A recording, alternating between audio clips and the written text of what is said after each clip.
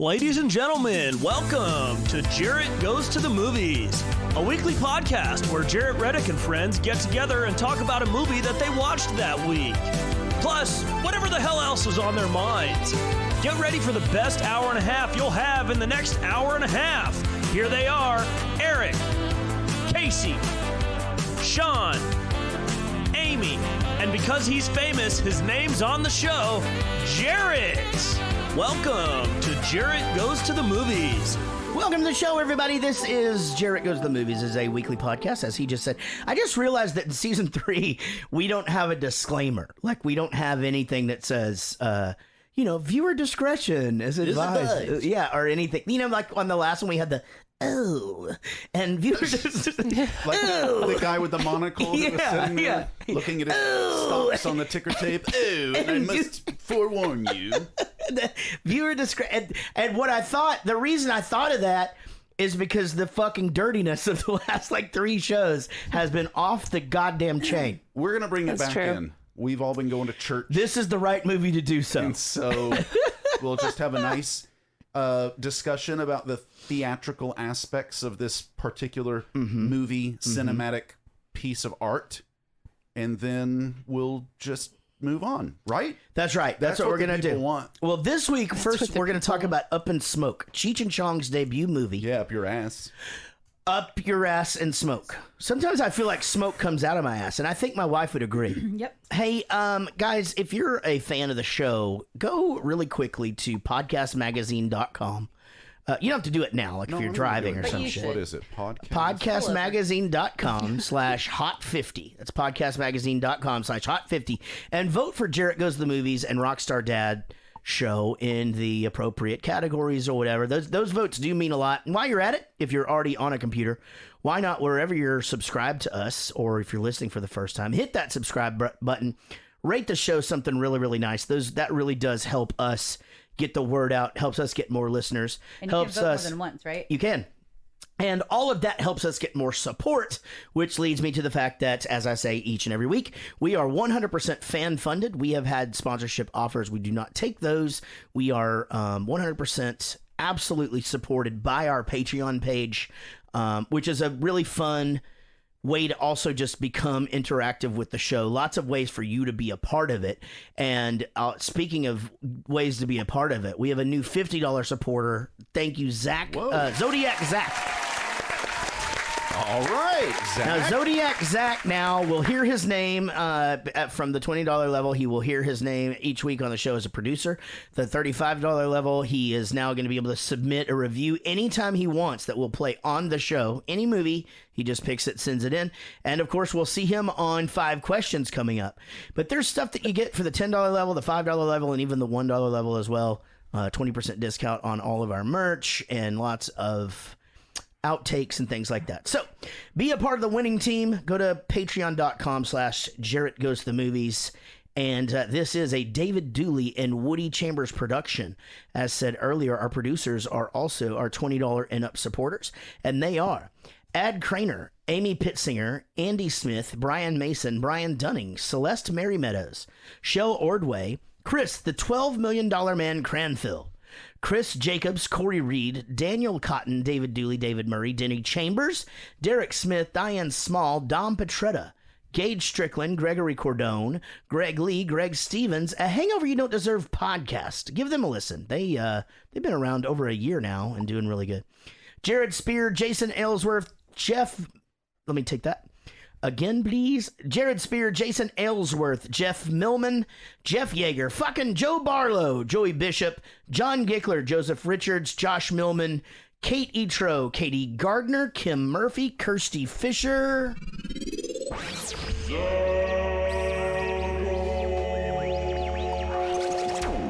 Lily Hollahan, Lisa Wenzel, Lucy Murray, Mandy Pretty, Michael Price, Mike Breton, Mike Leblanovitz, Nick Brignoni, Nick Rafiliak. Okay, got it. Nick Rafiliak. That one's hard. Man, I hope they didn't sign up. Well, that's what they said. Nick hello.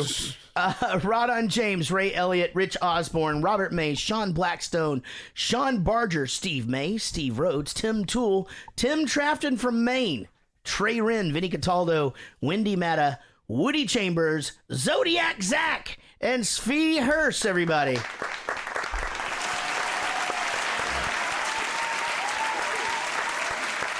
You know, it's funny. We just talked last week about whether anybody would ever take over Svi Hurst as the last spot. It's so close. And Zodiac Zach got really, really close. Yeah. If only his name were Zvodiac. Zach. It would have been. Yeah, because O would come after I. You messed me up. A, B, C, D, F, G, H, J, K, L, M, N, O, P, Q, R, S, T, U, V. X, P. Damn it. Okay, well, I'll just have to take your word for it then. Guys, we're talking about Up in Smoke, 1978, an hour and 26 minutes of amazingly goodness. This is surprising to me. Again, 7 out of 10 on IMDb, which usually you would think would mean 70% or so. 47% on Rotten Tomatoes. I'm surprised by this too. Now, coming into this, yeah, I might have thought that was high. Okay.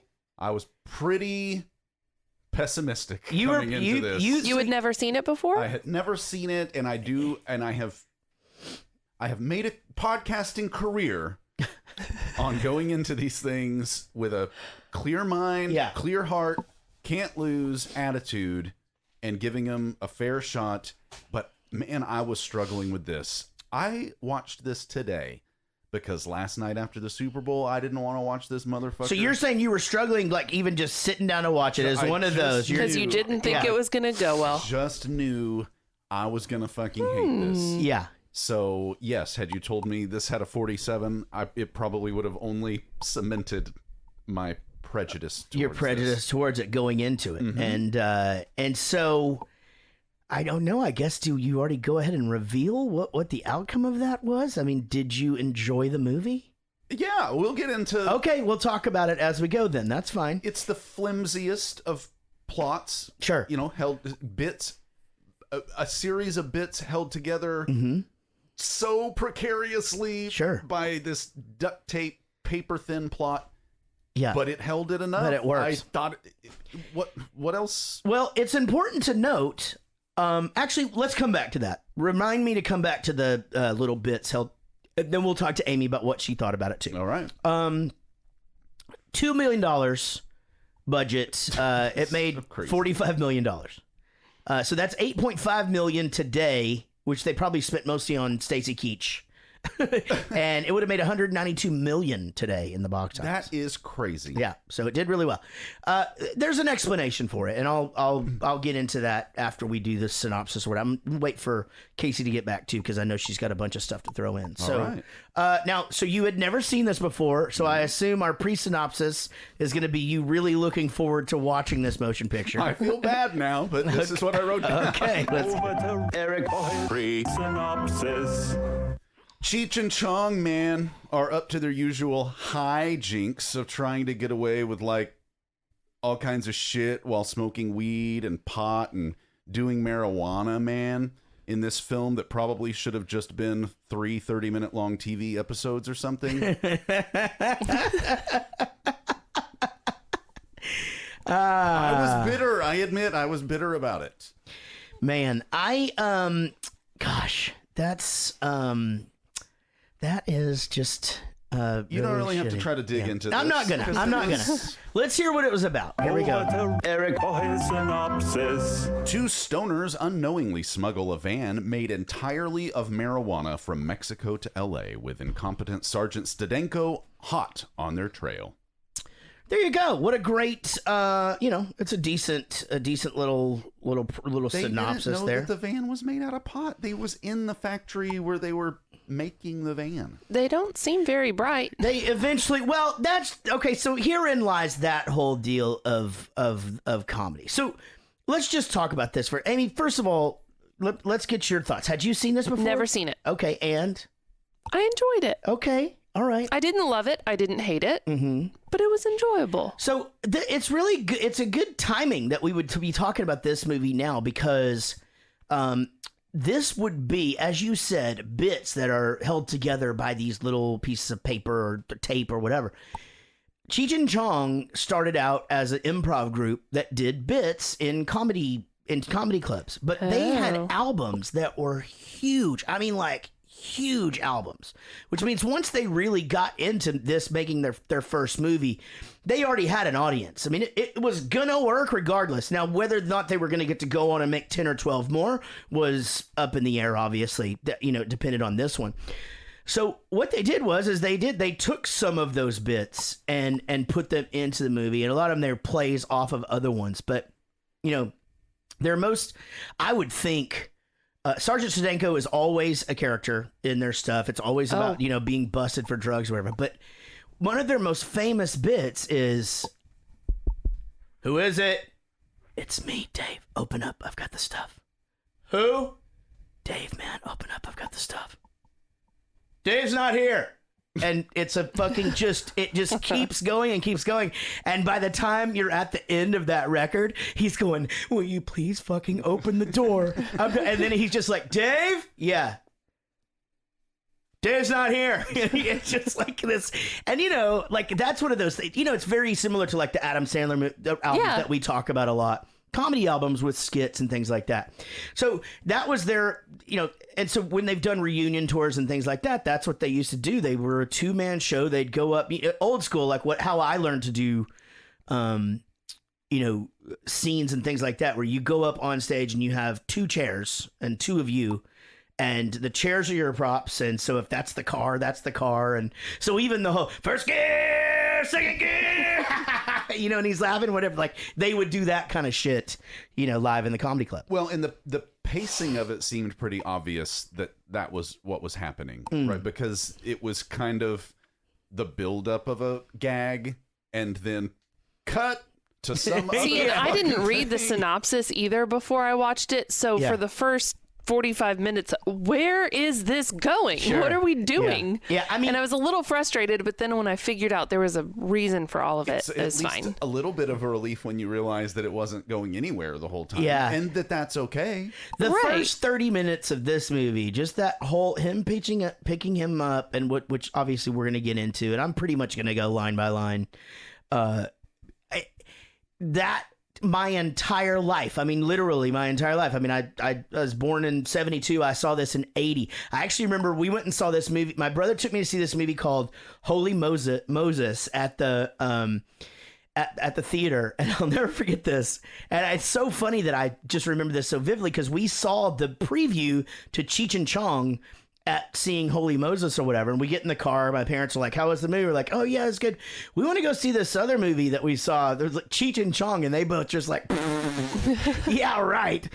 But they never censored us. We got cable, right off. HBO, this movie must have been cheap. They showed it all the fucking time. Like Probably it was on all the time. Was your brother at this age already a pot smoker? Schmoker? Let me think about that for a second. So I would have been 8. He would have been 14. He probably, if he wasn't, he was probably getting pretty close. Maybe it was this movie that really made him. Yeah, I think I'll do that. Really fun. But I doubt it. I mean, I don't think so. I think I think it was more like, yeah, probably high school. I mean, right around being, well, if I was 8, he was only 13. So this is a little early. But I mean, we definitely got. I mean, I remember, all of these jokes and like but the thing is I don't think that we were that, I think it was pretty much more normal for kids to be watching this shit back then anyway, because we'd go to school and other kids were doing the jokes too. Everybody knew what, wanna get high. Everybody knew what that was, kind of thing. But yeah, that the whole first part of this, when they're just in that car and watching just the comedy between them, and gosh, it's really something special. Well, Casey, this just in, both of them enjoyed the movie. Hold on 1 second. Both of them enjoyed the movie. Okay, I wasn't sure. Neither one of y'all had seen it before, Right? No. Okay. But Eric had pissed all over it. in his mind and didn't want to watch it. Similar to like we have done that in the past. Like, man, I do not want to I wasn't watch very this. optimistic either, if I'm being honest. I don't know. I felt like it had to be one of those things that if you hadn't liked it when you were young and the stupidest shit in the world was so funny that there's no way you could just rant that this would hold up that well. Well, You know who Cheech? I mean, obviously, y'all know who they are. And Yeah. they've been around. and but I remember whichever one was on that 70s show, and I've seen these guys, either separately or together plenty of times since this. Well, and Cheech went on to, he's a character movie in tons and tons of movies. He was on a show, I think, with like Don, what's his face from the Don Johnson. Don Johnson. I think they had a show together. CSI. I think Sean said Nash Bridges. But I mean, we were watching the other day, Everett was watching Spy Kids. He's on the original Spy Kids, and just on he's in everything. Yeah, we just saw War with Grandpa. Remember? Good for that guy. De Niro. he's the friend in War. Yeah, I mean, he went out, but he also even went on to do things because here's the other thing. Let's talk about this now. Again, I want to get a lot of this out because I feel like we're going to get into the episode and I'm going to not think of it. So I'm just going to talk about shit as I can. Yeah, you should. They had some of these songs were fucking hits. I mean, like I Was Framed, man. Yeah. That was on the radio. It was like they were playing that shit. Yeah, and then Earache My Eye is the Mama Chaka to me trying to tell me how to live. And that was on the radio. Now I Was Framed was big. I mean, it was, again, they would release these comedy albums and sometimes they would have songs on them and well, look, Adam Sandler did it. Yeah. With the Thanksgiving song or that kind of shit. I didn't have like one mix CD. Every mix CD that I had would have at least like just one random Cheech and Chong song in it, just because it's just fucking funny and random. And and it's funny the thing about, I think, Casey's point to, it's just good improv comedy. Like if you sit down and watch anything like this, it has all of the elements. I mean, it's two bumbling stoner dudes who are good friends and they're just looking for some weed, and all these characters that go in and out.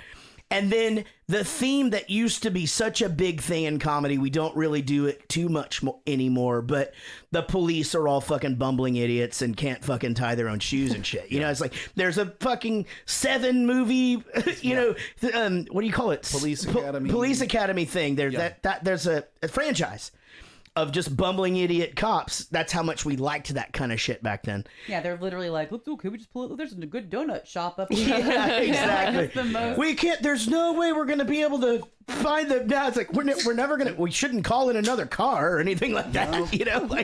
It's just, we're gonna have to go down there and get them ourselves. It would just be embarrassing if you had to do that. If you have never seen the sequel to this, I will recommend it. It's called Nice Dreams, is the one that comes out next.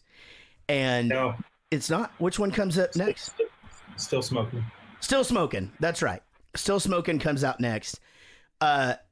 That's the one with, so basically Sergeant Stedenko just like deteriorates into like a fucking stoner or whatever. And by the time, so you're right. Is it not just next movie? Cheech and Chong's next movie is, see, now I've got it all. Is 80. Nice Dreams 81. Okay. Things Are Tough All Over 82. Yeah. Still Smoking. Until 83. Yeah, that's that's what I thought. So next movie is Pee Wee Herman's in it.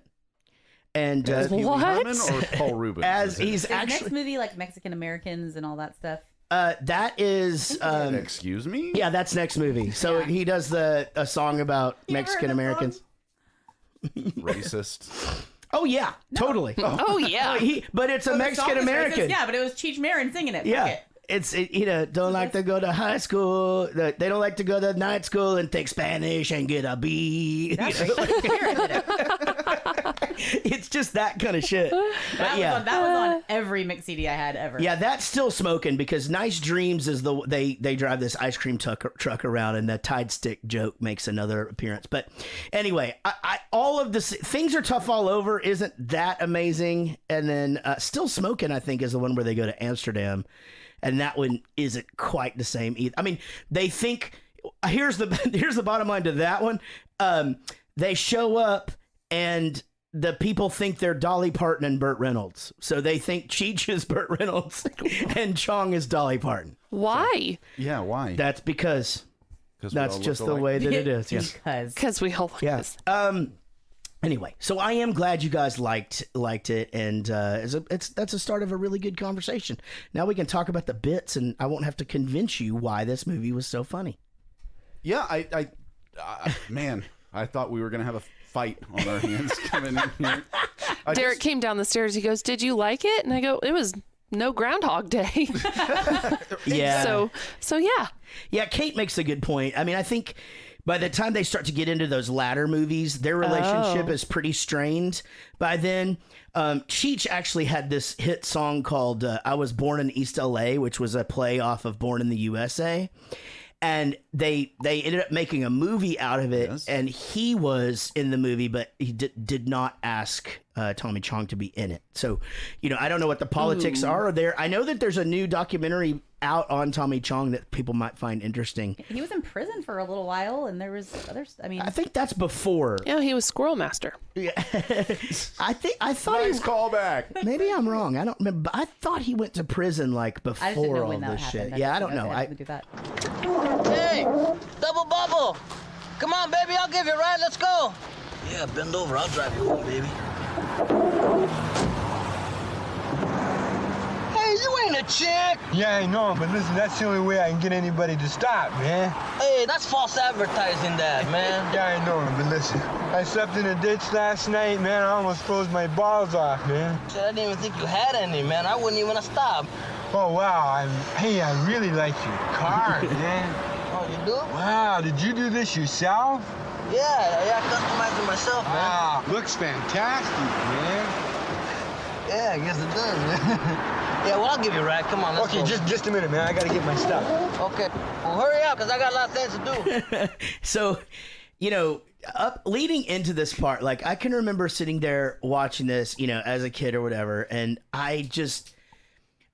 from the opening thing where he steps in the Cheerios and then he goes to the bathroom and he pees in the dirty clothes or whatever, and like, I would be crying laughing as a child, and I was crying laughing as a grown-ass man today. I thought that was funny. I wasn't crying laughing, but when they flip over and Man is talking to his parents, yeah, and just the way the dad plays that so straight, yeah, God damn it, yeah, he's just like, piece of you like fruit. We could start. I got a friend. Strawberries. You work your way up to these goddamn bananas. And he's just the whole time just kind of. Sorry, it was just a quiet clip. Now it's like so fucking loud. I can't hear anything. I'm sorry. I have this no control. down. Yeah, just a little bit. Thank you. Is that better? Yeah, that's you fine. think so? Okay. Yeah. The thing with the parents though, that's a crisp. Like, anytime bananas come backstage, it's just like, maybe you can work your way up to these goddamn bananas. So funny. I didn't even realize that this was his parents. I thought they were talking to some 14-year-old kid. Right. And therein lies the comedy of the whole thing. This is obviously a 35-year-old man, and they're like, he just flips him off when he's walking away. We're going to send you to military school with the goddamn whatever Finkelstein. Yeah. He just goes, holy shit. And right after this scene is probably the parent scene. I kind of knew, okay, maybe this isn't going to be as bad as I thought. Yeah. And when he takes off and he does the first gear, second gear, and he goes, where are you going? He goes, right here would be fine. Yeah. I lost it, and I felt like at that point, I knew what I was getting into. Right. You were going to be okay. But you were seeing it, though, for what it is. It's like this whole scene in the car, you could just see them doing this on a stage, 2 chairs. Oh, yeah. They're just sitting there, and he's like pretends to pick up the hitchhiker. They did that. It's a funny enough coincidence, I suppose, because we just watched Half Baked pretty recently, and that Jim Brewer character drove me up a fucking wall. And I couldn't handle it, and I kind of felt like I was about to get into a movie with 2 Jim Brewers. I thought about that. That's I think Chong is a little pretty close to Jim Brewer. He is, but maybe it's just the setup. Maybe it's just the way they work together. Maybe it's I see. Maybe it's kind of knowing what I was getting into. Yeah, there's got to be a familiarity of like Tommy Chong, like, that voice and that thing. Well, for some reason, this didn't annoy me in any way compared to what Jim Brewer did in Half Baked. He goes in and out of it too. I mean, you got to figure, like, he is so different. It's funny. Cheech is Cheech. all the time, and in all the movies, that's exactly who he is. Chong, and then so if he's high, he's Cheech that's high. If he's not, he's just Cheech, right? Chong has like all of these different sort of person, like right here where he's like just like, you know, he's but he knows like I've got to, you know, this is okay. I'll talk about his car. He's Mexican. He's gonna love this shit because you know it's like because Cheech would be just oh you know I got it souped up with the dingle balls hanging from the dash, man. You know and it's you know they fucking love that shit. And you saw how much dingle balls. Yeah, they got the dingle balls. They fucking Cheech, man. Again. It's so funny because, you know, the Up in Smoke song starts or whatever. And I kind of wondered how you guys would be dealing with that, like the Up in Smoke, you know, and it's just kind of like, okay, what's happening? But man, the whole Cheech opening and when he comes out there and you can ask my wife, him just walking around that car and hitting him with the rack, and then just, you know, he walked forward and then back a little bit. I mean, I was already just in tears. Like, I just find him so fucking funny. He was proud of his car, and he treated it the same way that I treated the 1984 Chevrolet Cavalier that I got when I was 16. Totally. From my grandmother, and we drove up to Oklahoma, and then I drove it all the way back home, and then, like, that night, I'm out there washing it and waxing it. Like powder blue Chevy Cavalier. But, you know, it was mine, and I was pretty proud of it. Fuck yeah, and, man. You know, had a cassette player, and I was ready to go. And this guy had obviously put some work into it. For sure. So yeah, he had the, like the... Let him be. Like the fuzzy fucking, like, ceiling thing. And then the chain steering wheel. And it was so small. Yeah. It was so tiny. Yeah, can you imagine on a big turn? You would have to turn that thing so It's just like a workout. Apparently, Jack Nicholson owns that car now. Yes. Yeah, which is amazing. Amazing. And the license plate is Muff Diver. Muff Diver! Do you guys, oh, no. So I noticed, I'm going to tell you guys a few things that I noticed on and it'd be interesting to see if you did, because obviously I have seen this movie 400 fucking times. But he doesn't even have a door handle on there. He has to stick his finger in there. I was wondering what was going on. Ow, ow. And he like wipes it off. Yeah, he's just, shit, you know, like, just, see, that's the first time I've ever noticed that before, and I was like, okay, that's fucking funny. Well, so as you brought up, you know, when he just goes, you know, I'll get off right up here. Well, herein takes us into this journey of him going, are you afraid of a little speed? Because, well, you got some speed? No, I don't have any speed. You know what I do have? A joint. And that big, comically oversized well, burrito. Now, this is a Danny Reddick, Jarrett Reddick special here, because where he's first digging around in his pants and he pulls out the toothpick and the guy's going, and he's like, hey man, don't call it a, you know, whatever. He goes, no, it really is a toothpick. But then Danny, our favorite line is when he's digging his pants, he goes, okay, I got it. Oh, that's my dick. But then when he pulls it out and they keep the joke going, he goes, I hope you didn't mistake this for you. I hope your dick is bigger than this, man. Oh, man. But then, yes, he does. He pulls out the thing, and he's just driving, not paying attention. He's just like, saving this for a special occasion. And then when he sees it, he goes, God dog, man, it's a quarter pounder. Led Zeppelin. Which you love.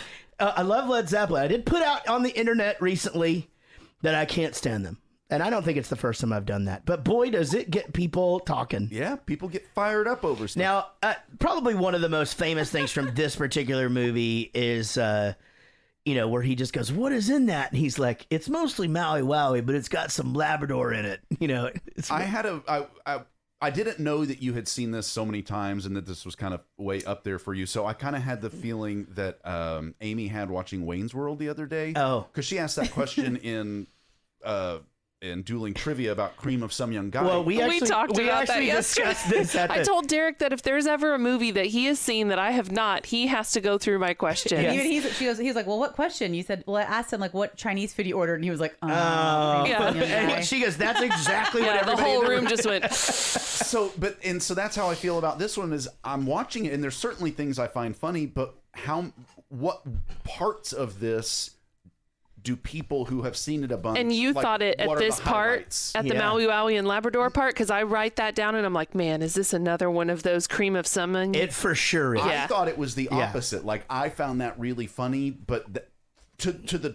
It's just all the stupid stuff in here. Even just like the keep on knocking, but you can't come in. Oh all god, that it's so shit. good. Like, This whole first 20 minutes. I mean, like, but he that bit goes on though, because he's just like, yeah, my dog ate my stash, so I had to follow him around for like 3 days. He was looking at me like I was fucking crazy, you know, whatever. It just, oh my god. And then, so that's another deal that my brother and I would do all the time, would just be like, I'm blind! I can't see! Oh, I can see clearly now, the rain. And then the police officer comes up and knocks on the window. You keep on knocking, but you can't come in. And so it's all of those little things that Cheech says. He's just like, he goes, can I see your license? Or, my license? Us back there on the bumper, you know? And he just goes, what's your name? He goes, I think it's right, it's right there on the It's license. right there on the license, is it? And then he just goes, I'll be right back. Come back later, come back soon, my darling. Just, oh my God, so funny. Have we watched the clip? Yes, we did. Oh. We watched it's been a bit. We went off on a I tangent. don't even or two. remember. That doesn't sound like us. Nope. But just Cheech laughing during that part, I remember even being a kid, just not even be able to control myself laughing when he's just like, he starts laughing. He's just like, oh, I just thought of something funny. Your mama. I know. I think if people even just think like about, I feel like this is the scene that you think about when you think about Cheech and Chong at all. Like that's what I do. And that's what I was telling them is, you know, they started out as sketch comedy, and improv, them in two chairs on stage, and a lot of albums. And so this probably was one of their more famous bits. And why not put it in the movie? And they did a few things where they didn't ruin it. Like there's a couple of greatest hits bits in this movie. For example, as I was saying earlier, it's me, Dave. Open up. Dave's not here. They sort of hint at that with the bird. You know, strawberry's not here. And But yeah, and we talked about I Was Framed. Oh, well, the punchline to this is Ralph. That's the punchline. The whole thing, right? So I only put this in here because I'm hoping my brother listens to this. I'm sure he will. But there's little things that we used to do. Like we would always pretend to be Curtis and be like, well, I'm Curtis, baby. These are your new uniforms. It's the new style. It's the new cut. New whoop, cut. And so anytime we'd have to dress up like something, he'd just be like, oh, Curtis, baby. Whoop, whoop. I want uniforms, but we don't all look the same. Yeah, you know? it's all different. Uniforms are all different. Yeah, and the bass player comes in, man, Curtis, these new uniforms is tight. These are terrible. Yeah, he goes, I don't really like these. He goes, and then he's just like, where's that white dude supposed to be playing drums? Oh, that's him. He's the one complaining about the uniforms. Acrylic drum sets. Yeah, that was a thing. Yeah, that's a big deal. Bad. Ugh. Peter Criss had that drum set for a long time. Well, that's why Kiss sucks so bad, probably. And actually, more recently, you think that's why? There's a lot of reasons why. Why Kiss sucked? Yeah. Yeah, you're not a Kiss fan at all? Not even a little bit. Do you sort of get it? I would have loved the idea of them like in the heyday, but I think I get You missed the time window on that one. The thing about, for me, and there are dudes who are... I'm sure like lots of bands that weren't that good just because of the idea of them. Sure, like because it was a performance and they were theatrical and there was just this coolness to them. How much moms fucking hated them and how they were supposed to be with that always helps, with that kind of thing. And I did like some of their songs until I got old enough to understand the lyrics, and I was like, oh my God. And so I wasn't around during their 70s satanic heyday. Sure. It is all just so cartoony and stupid to me, and there's no redeeming qualities in the actual music, and so I don't get it, and how any parent could listen to I wanna rock and roll all night and think that was somehow like the devil's music. Well, it's about holding hands. It's about holding hands. I knew that was coming. I knew it. You know who has hands? The devil. And he used it for holding. For holding. Of course, you're my 14-year-old girlfriend. I just Kurt Fletcher just fucking told the best fucking joke, and you would have to know at least a little bit about Kiss. Yeah, I don't get it. He goes, Kiss can't play tonight. Their drummer is stuck in a tree because Is he a cat? He was a cat. There were Space Ace I didn't and think about Catman, that. and then there was Star Child, and then the Demon, or whatever. Oh, That's really? it. Yeah. Oh. So from Star Child, the Demon, and then Ace Frehley being Space Ace or whatever, Peter Criss decided to be a cat. meow. I'm gonna be honest. Like my first thought was like, did their original drummer like kill himself or something? Like I couldn't figure out. That's where I was trying to. Or like got in a car wreck and his No, oh Jesus Christ, no. Yeah, Ooh. that was way funnier. Their next drummer was the Fox. and then he spontaneously combusted. What did while he playing. say? Ding ding ding ding. He was sly as fuck. I don't know what we're talking about now. But yeah, I would actually put that out. I will put that on the internet. That I will tweet that this week. That I will go on record as saying that Kiss are the worst lyricists in the history of rock and roll. I'm glad we finally agree on this. I mean, there is one after they took their makeup off where he's talking. It's I want to stick my log in your fireplace. Like grown men put that into a fucking song. and thought that they were being the most clever, Oh my god! innuendo Yeah, laden. just. I think it's fucking- funny. And that's fine if it's But I don't think it was supposed to be like. I know. it's fine if it's funny, like parked by the lake funny. Right, but Yeah. that's no. Yeah, I agree. Because It's supposed to be funny. you're in on the joke. They had a song called "Let's Put the X in Sex," and the follow-up line was "Love's like a muscle, and you make me want to flex." Shit's stupid. Stupid. It's so What are bad. you, I mean, stupid? Do you feel like we should start like just start an entire movement and like just our little group of like our tiny adorable children, like all of their Valentine cards for school from now on are just like really bad Kiss lyrics on them. That would be Like awesome. if I put that line on yeah. every one of his like classroom yeah. Valentines this year, like what do you think I'd get a letter home? Probably. It's like your idea. I'll give you full credit. You know how people do the deal where they like have a huge piece of plywood in their yard and they'll put like "'Tis the reason for the season," or they'll put like a Bible verse or whatever. Casey said, and I swear we got to do this. But Yeah. she goes, we want to do one and it's just got Slayer lyrics But on like, it. You know, but like beautiful script where people just Yeah. kind of drive by and like it's snowflakes and it's Christmas time, so they assume it says something like just like That's lyrics. like the poetic, sign but- in my living room. Like it just looks pretty, but it says fart. Yeah. It's just like Nobody knows. yeah, it looks beautiful, but it's like Cannibal Corpse lyrics, like something like Yeah. that. There's a person in your neighborhood that has a "Live Long and Prosper" Oh yeah, sign I wouldn't doubt like it. that. And it I Makes just you a little wanna sick. I just want to pull over and grab it and just throw it through the window. Well, they probably have 18 cameras, so don't. That's don't true. do And that. at least two more of those signs. Yeah, I mean, and everybody That's across true. the street has a camera. And That's funny. Now, when somebody does some shit in our neighborhood, they literally get so many videos that you can watch them go down the street. Yeah. Because every doorbell, it's so crazy. yeah. man. And the arguing now that like happens in like the Prosper Moms groups and all the other Facebook groups, now that happens on the Ring doorbell apps because everybody's just watching the app reminders from the neighborhood too. oh my god. So like I got one yesterday that said, "Hey, coyotes."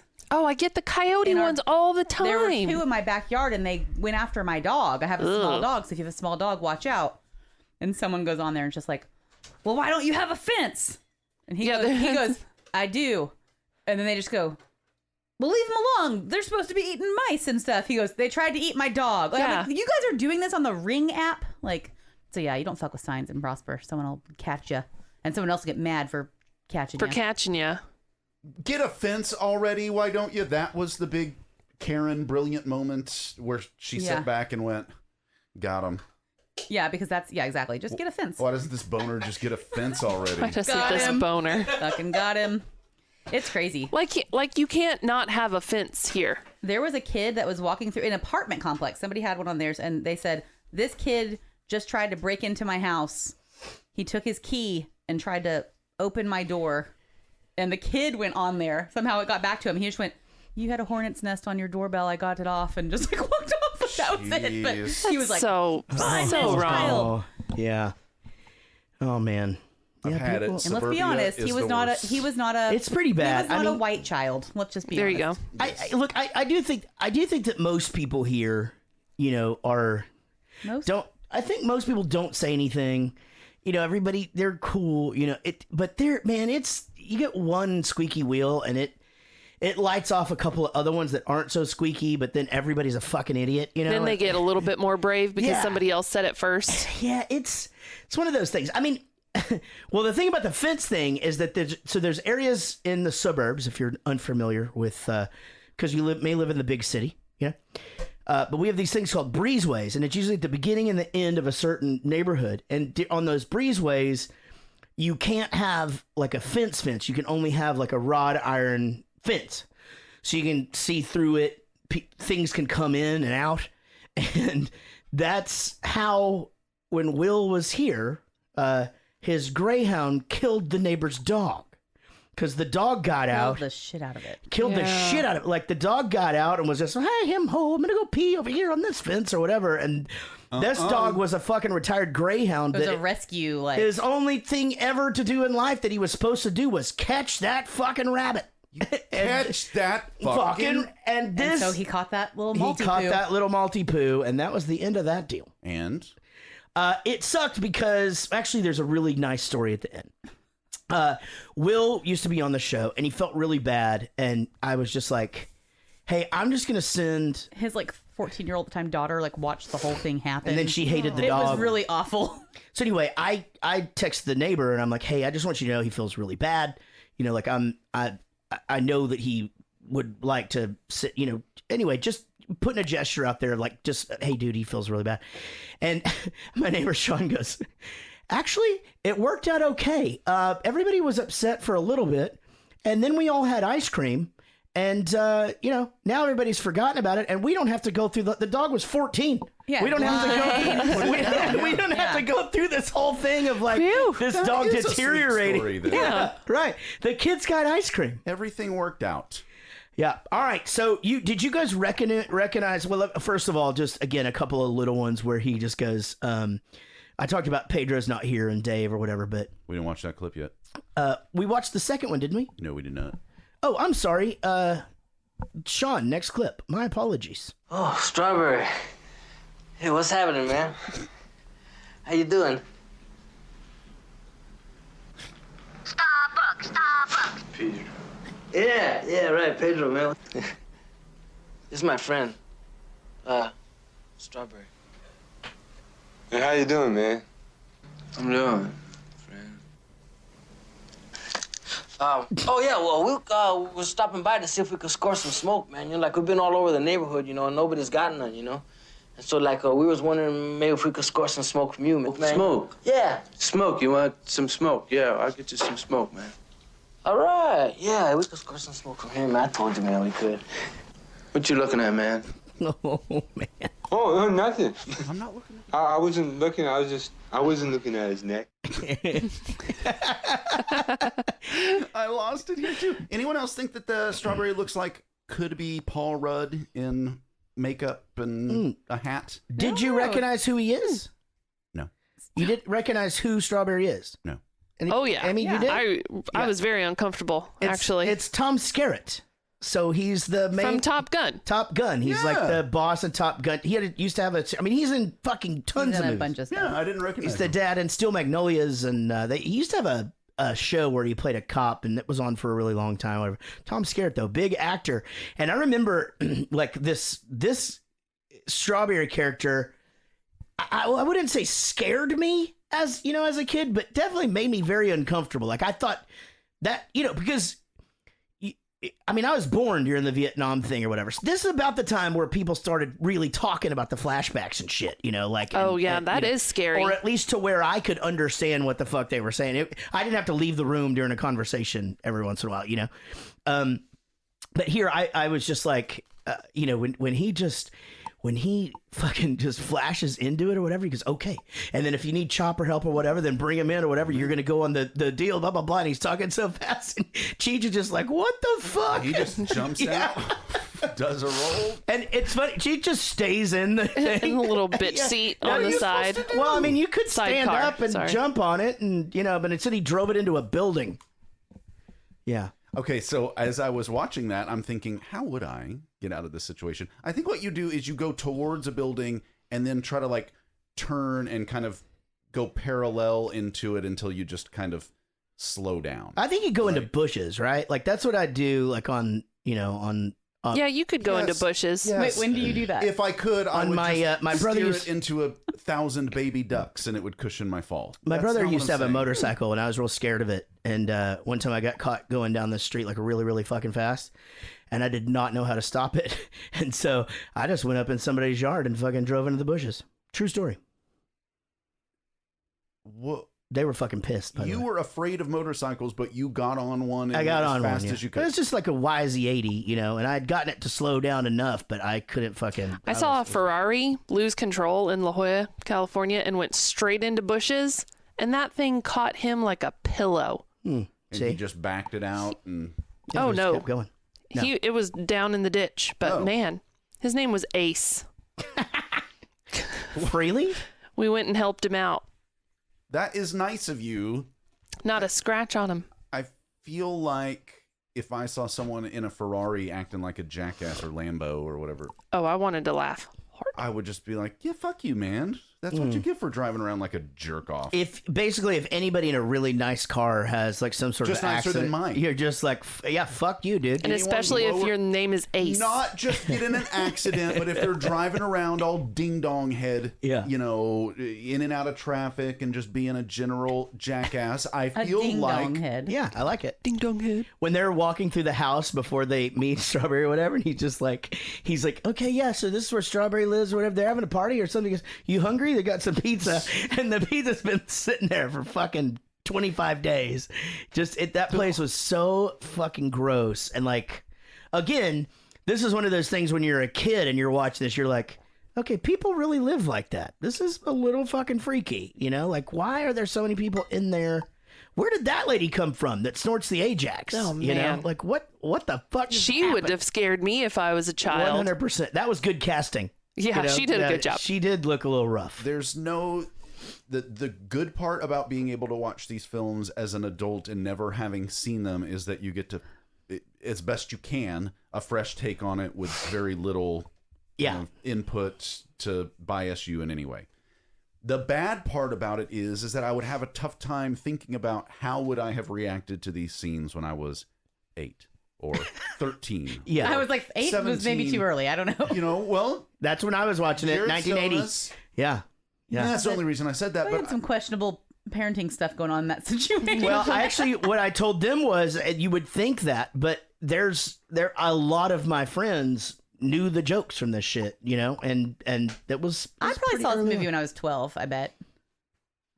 Yeah. Sounds about right. Because I had the older brother, and you did too. So Yeah, there's my that, brother was too. 5 years older than me, man. So, he was already 12. Well, and I guess even at 12, I would have been so sheltered, most of this probably wouldn't have made any sense. I mean, I was probably still at the age and still, like you say often, Jarrett, we're the just say no, dare generation. Sure, yeah. I mean, I was pretty much convinced that if you just smoked a joint, you'd just die. And that would be the end of it. And why would anybody do that? Not realizing So that they could wear their dare shirt ironically while they did it. yeah, there must that would be a really bad business plan to just have this drug that just kills people the first time they do it. Yeah. But I agree with you. I don't think know. I would have been the same. I would have had no idea what was going on. This doesn't make sense. Well, again, we had cable. That's all I can say. I will tell you one funny thing that we thought was really funny as kids was the police van with the zip fly, and they would Yeah. look there, and then so we would again in just various places you do when you're a kid, you take shit from movies. We do it all the time just in our adult lives with Anchorman and shit. Shoot the moon, shoot the moon. Oh God, he still loves What that does he shit. say? Zipping up. Zipping up. Yeah. No, just zip it. 70s and 80s were like a golden age you know how we've talked about quicksand? We thought that would be more of a thing. Yeah. And there's a couple of other things. That Amy's terrified of black holes. Black holes. Yeah, I don't which, like black holes. You know, you shouldn't discriminate, but that's okay. Oh. But Well, show me a white hole. Don't show me a white hole. Show me a white hole again. I want to know. show me a I always white got to hole know. again. But cutting the eyes out of paintings to spy on things, or like Yeah. Webster. Oh, yeah. Webster had the secret compartment behind the grandfather clock. All of that, using a dumbwaiter to move, like all of those things. Do you ever walk into somebody's house and see a lot of books and just want to pull on each one of them? Oh, and see if one. Yeah, for It was sure. the golden age for that. You don't see that stuff much anymore, especially the cutting the eyeballs out of a painting to see into a room. I don't think that stuff ever creeped me out. I think I would big just deal. assume maybe I would be the creepy person doing doing the creepy painting eyeballs. But, know, but I never I mean, got to they do did it. make ones though back in the day where like the eyes would follow you, and it was on purpose, just to fuck with people and shit. I don't like that. And that would be awesome to have. That would not be awesome. Jarrett did a music video at this house, and a neighbor works for a guy in the area that has this crazy fucking house. I know we've talked about it before, and I think they have like 7 or 12 like secret passageways in this house, and like things like you play a certain note on the piano and a wall will open, and, and he's just It like, really does. He's Yeah. this fucking like just dorky dude raised by a family of magicians that fucking built up a giant gaming company, and now he's a badass with a lot of money, and so he made his house into a fucking just like a kid's dream house. I mean, even How do you sell that and you're allowed house? to take Like it somebody sees the price and they're like, yeah, but why? he built a theater, like an actual like full size theater, where he does these like variety shows, and like I'm talking like famous people will just show up and do these variety shows on these Penn days. and Teller and shit. How famous? Yeah, like Penn and fucking Teller famous? David Yeah. Blaine showed up one time. Yeah, not What? joking. Yeah. Yeah. I mean, and they'll just have like, okay, today we're having so and so showed up, and then today we're doing a naked sword swallower is going to be here, and all this stuff, and then they let you they don't let you, I mean they do, but they just host these things, and they're invite only through people they know, but they'll let you walk through their whole house. This is my kids' room. It's all steampunk and everything's fucking turning on the walls. he has a and loft that like looks like a castle with a and fucking like a spiral staircase staircase. into this teenage boy's room, and you'll go in there and he'll be like, oh, hey, what's up? Because he just was used to people walking through. yeah. You guys need to step up your game. Having 3 moats is one thing. Having a Yeah. 2-story. It is like kid's going into a bedroom. castle though. They have 2 doors to get into a door It's before so you get cool. to the door. Like it's pretty badass. Oh yeah, before you can even like go into the theater, there's like a little like weird. You look around and like there'll just be like a fucking cup, a pitcher of water floating, pouring into nothing over in the Yeah. corner because everything's supposed to be all whimsical. I need to One of go those to at there. Spencer's. I know, but it looks really cool in that fucking house. It's fun. It's pretty cool. It's and they're very nice about it. They know that they've built the house to entertain. 100%. And they for sure. But I just love the idea of the walls. The and other thing that they have is they have a disintegration chamber, but No, I don't that- think. Oh, That yeah. sounds I what? forgot about that. But that's not what he calls it. I don't think it's called something else. So you But does step it do? into it and you disintegrate. you step into it. yeah, and you And you literally an audience. We're all standing on this side of it, and we've seen him do it and his son do it now.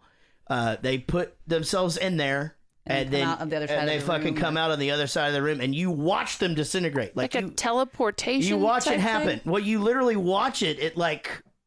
It's fucking crazy. They just disappear. You know it's not real magic, right? no, No. but your life's boring. That's what I just. Every time Eller is like, look at this cool magic. That's not magic. I can tell you how they do that.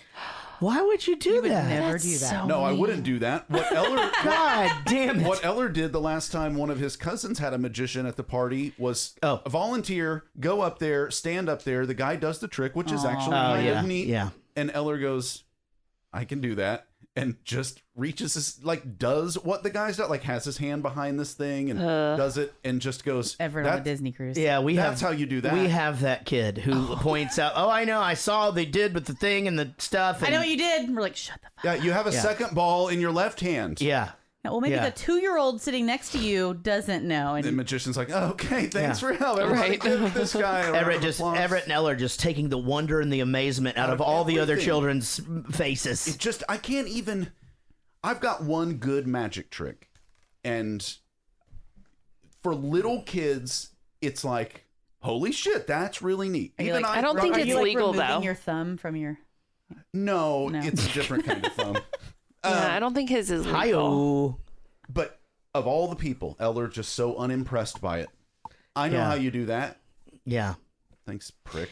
Well, now Everybody does kids, because of YouTube. yeah, now, well, That- TikTok has made it blow up because that's like it's huge on TikTok. And the way that these magicians are doing it is they're getting these followers by giving you the secret to these tricks and shit. And so even not supposed to Casey's do little that. sister is all into it now, and it's fucking crazy. But, you know, I mean, it does take a lot of skill too. Like the things that they can do with cards and all of that. Like it's nuts, man. They're not magic tricks, Michael. A trick is something a prostitute does for money. They're illusions. There's something magical about that, though, you know? Yeah, there must be. That you can pay money for sex?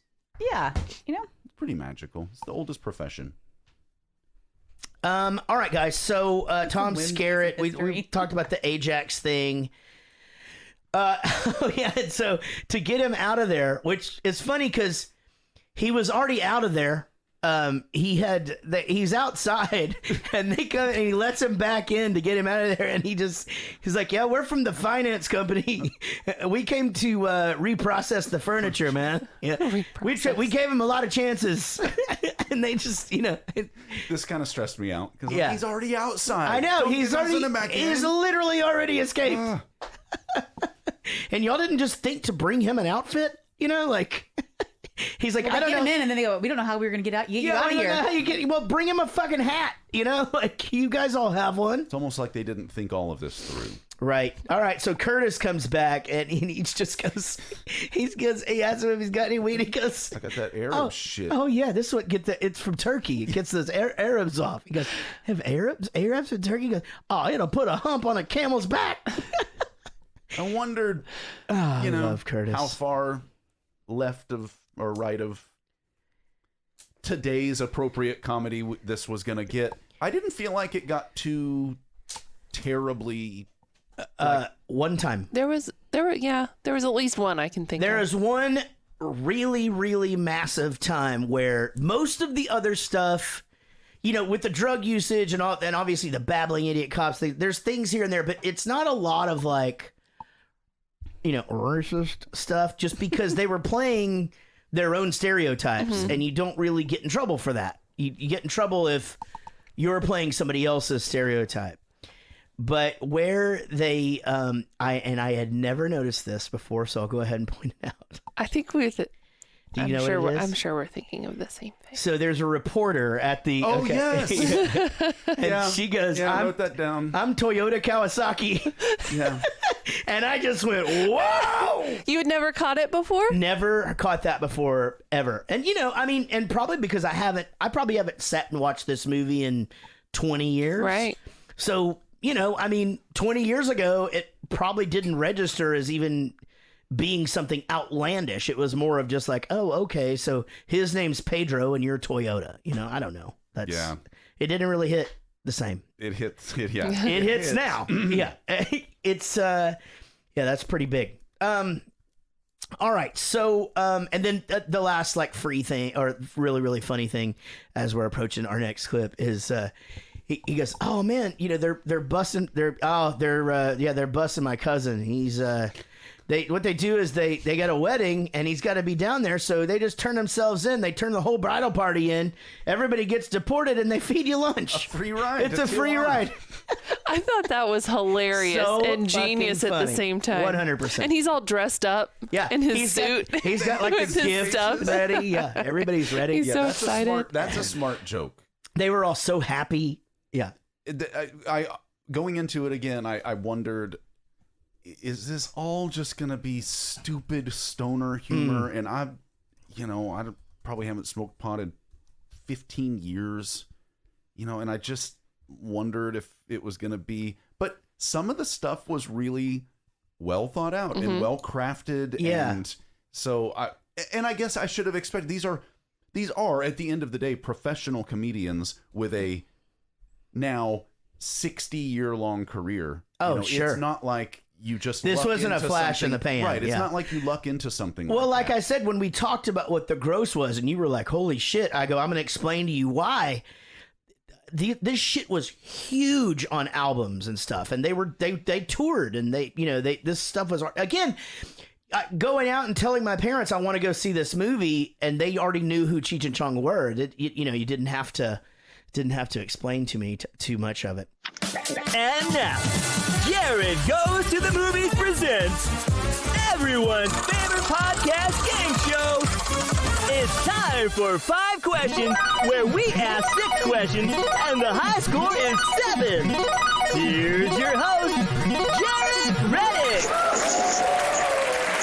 Thank you very much, ladies and gentlemen. I appreciate that. That's a new edit thing that I'm doing. I'm producing the show. That is better. Did you notice what I did? How it doesn't cut off immediately? I started my clapping when that clapping starts. Then that way, when I start talking, they're still clapping, and then they go down. There's a little bed for you. Yeah, because Sean can fix that in post anyway. It makes it sound just fine. But it's a little bit weird. Yeah. It's a little bit weird. Hi, welcome to 5 Questions on Jarrett Goes to the Movies. We are talking about the movie Up in Smoke. I think we've got 3 great players for this one. I was just getting set up, and you guys were already on here talking. And Greg Lee is here, guys. Give it up for Greg Lee. Now, Greg, as always, in costume, he is dressed as Chong with the red bandana, the beard, and honestly, he nailed the fucking shirt. Like, he nailed the shirt. But it's so funny that I heard you talking about how you set your, and I didn't hear exactly how you did it, but I used to do the exact same thing you were talking about. Funny movies like this, I would put my jam box in front of the movie and literally record the audio and listen to the movie. I did that on not St. Elmo's Fire. Hilarious. Yeah, what a hilarious motion picture. Do you believe in premarital sex? No, Fast Times at Ridgemont High and this movie, and those kinds of things where it's just kind of one funny line after another. I had this one, and I had Blues Brothers and The Jerk that I had on the same different cassettes I used to listen to all the time. You just pop it in, and and it's funny too because I remember I'd have my Walkman. I tell this story all the time, but you could take your Walkman to school, but you could only listen to it during like free time or whatever, and so you letting your kids, letting other 6th graders hear "fuck me, Alex, fuck me, fuck me." Oh God, I love that. I love that scene so much. All right, well, welcome, Greg. You are doing really good. I do not have you pulled up yet. Hold on, let me get you, Greg. Those of you who do not know, we have a tournament coming up in March. It will be the best of the best. Versus the best of the best, and the worst of the worst versus the worst of the worst. And I believe we have 2 players, one from each team, that will be on there. Here we go. And I hate to pick on one of them. I'm going to introduce. But you have to. But I have to. Greg Lee, you are 11 out of 16, so you are. You have a secure place in the winners versus the winners. So, unfortunately, Chris Cranfill, who is fresh back from surgery, still in his bandages, not fucking kidding, has secured his spot in the losers versus the losers with 2 wins out of 11. And tonight you'll see why that's the case. Now, yes. it is kind of a fucked up thing because we had Jason Aylesworth on last week, which if you're in the cast, that means 3 days ago. Because we do these every 3 days now. I don't know how the math is working out like this. Seems like 2 days. So. But anyway, it's flying by. And so he has lost on the coin toss like 3 times in a row. Which means the breaks. Yeah, and it just so it is funny. There's a little bit of luck. And guys, he's fixed his internet. He's your best friend from Maine, Tim Trafton, everybody, is here. And he's got a 100% winning percentage right He now. actually came on the show with 0 internet and managed to summon. I almost kicked him off 3 times, and he fucking won. Oh, it was frantic. Rallied. That was Frantic impressive. it was. Very, very good, Tim. How you doing, man? Good, thank you very much. Good to be here. Awesome. Thanks. Okay, now guys, had you guys all strike me as dudes that have seen Up in Smoke before, right?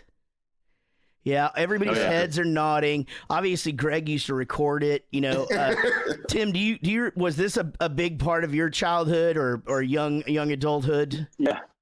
Yeah, I was 14-ish, 78, 14. So this was a thing to see and quoted it and talked about it. Oh, yeah, totally. Yeah.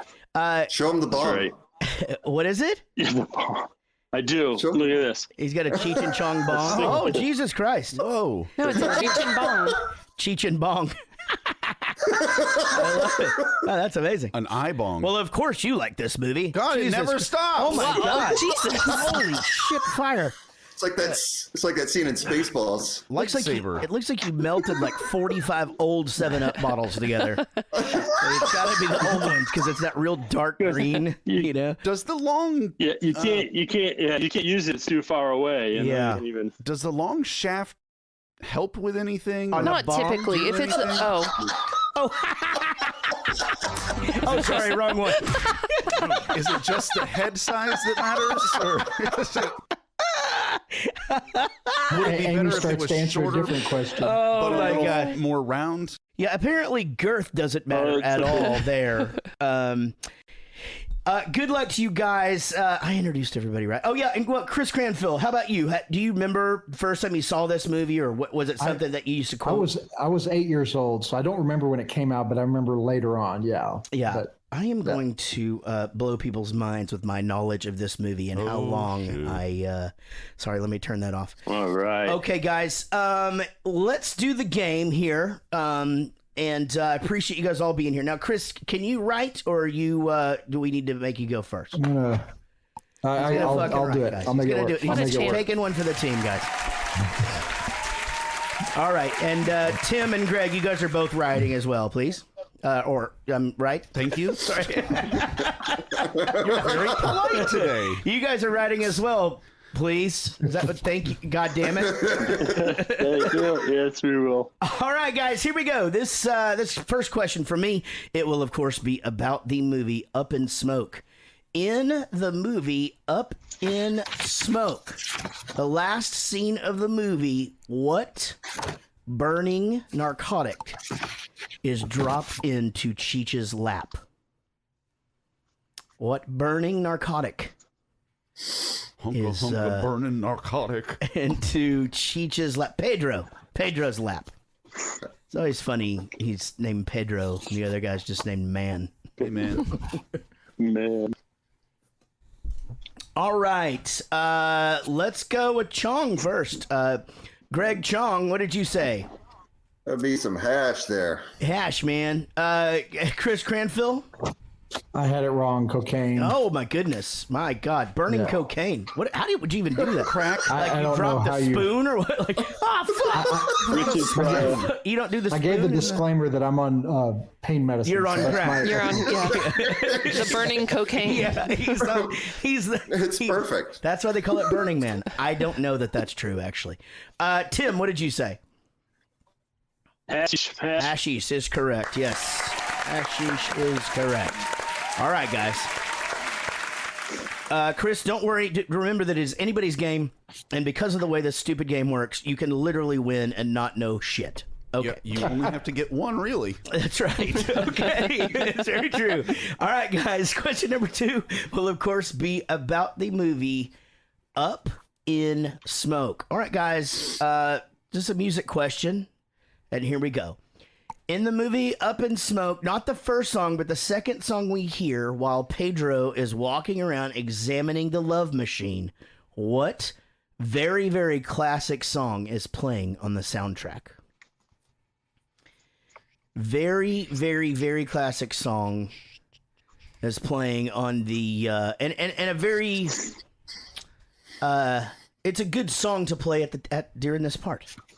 You know, I give them 5 stars for their music selection right here. Out of how many? 5 stars. 5 out of 5. 5 out of 5. It's almost like they pay somebody to look at all the footage and figure out what decide the music might accompany it exactly in the best possible way. Yeah. Yeah, and those people get paid a lot of money to do that.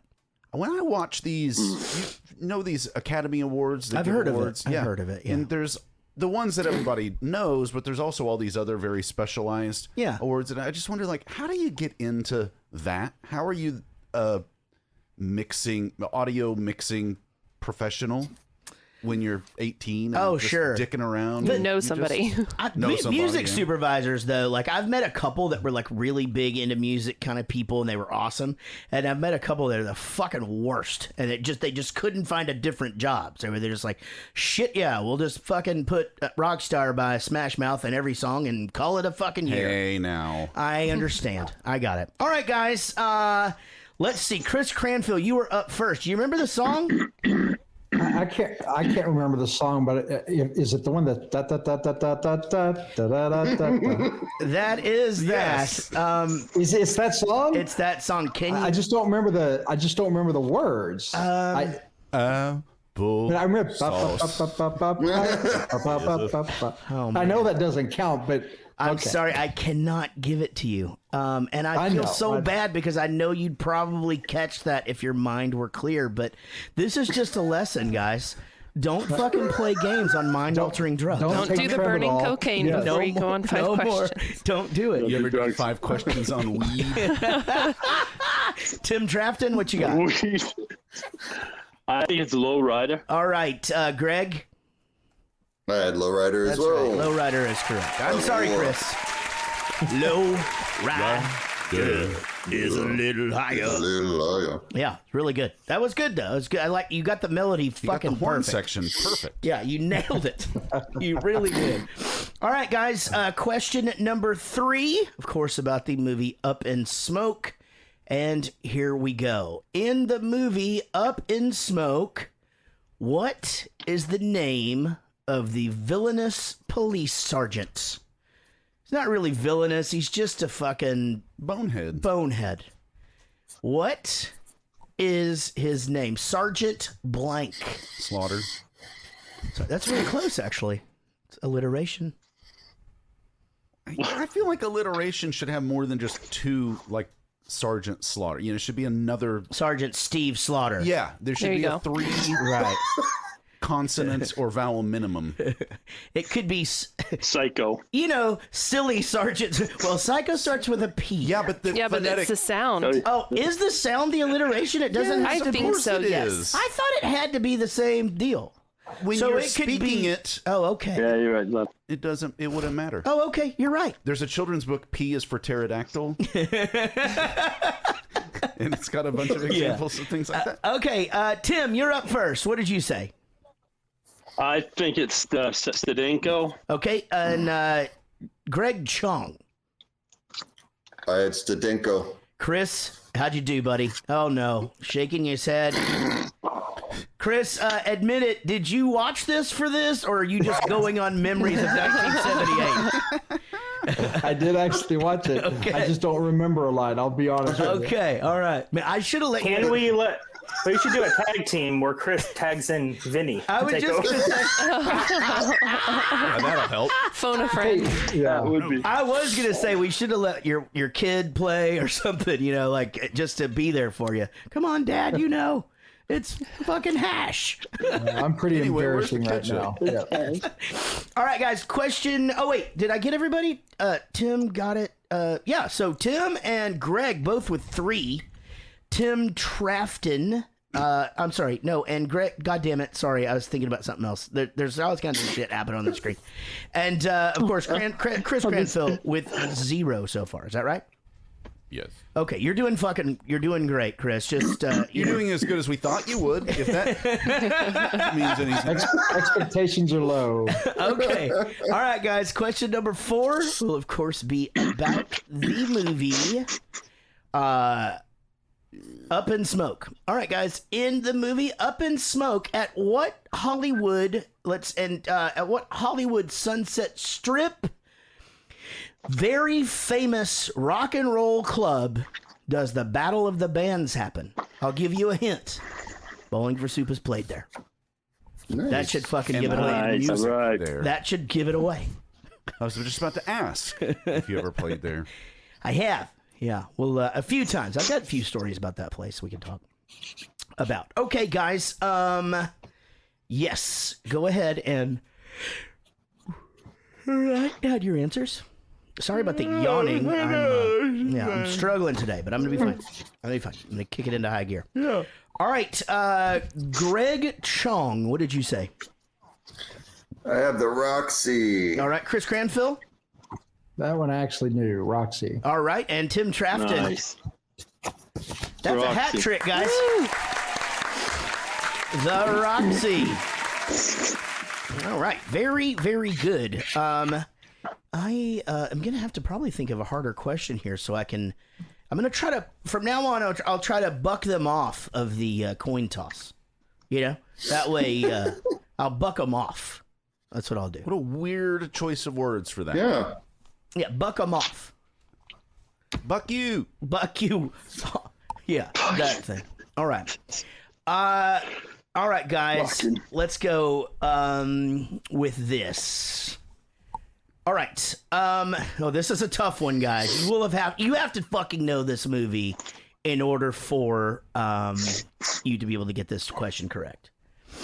In the movie Up in Smoke, when man gets out the huge thing of marijuana, and they start to smoke it, and then Cheech takes his hit of it and asks what it is.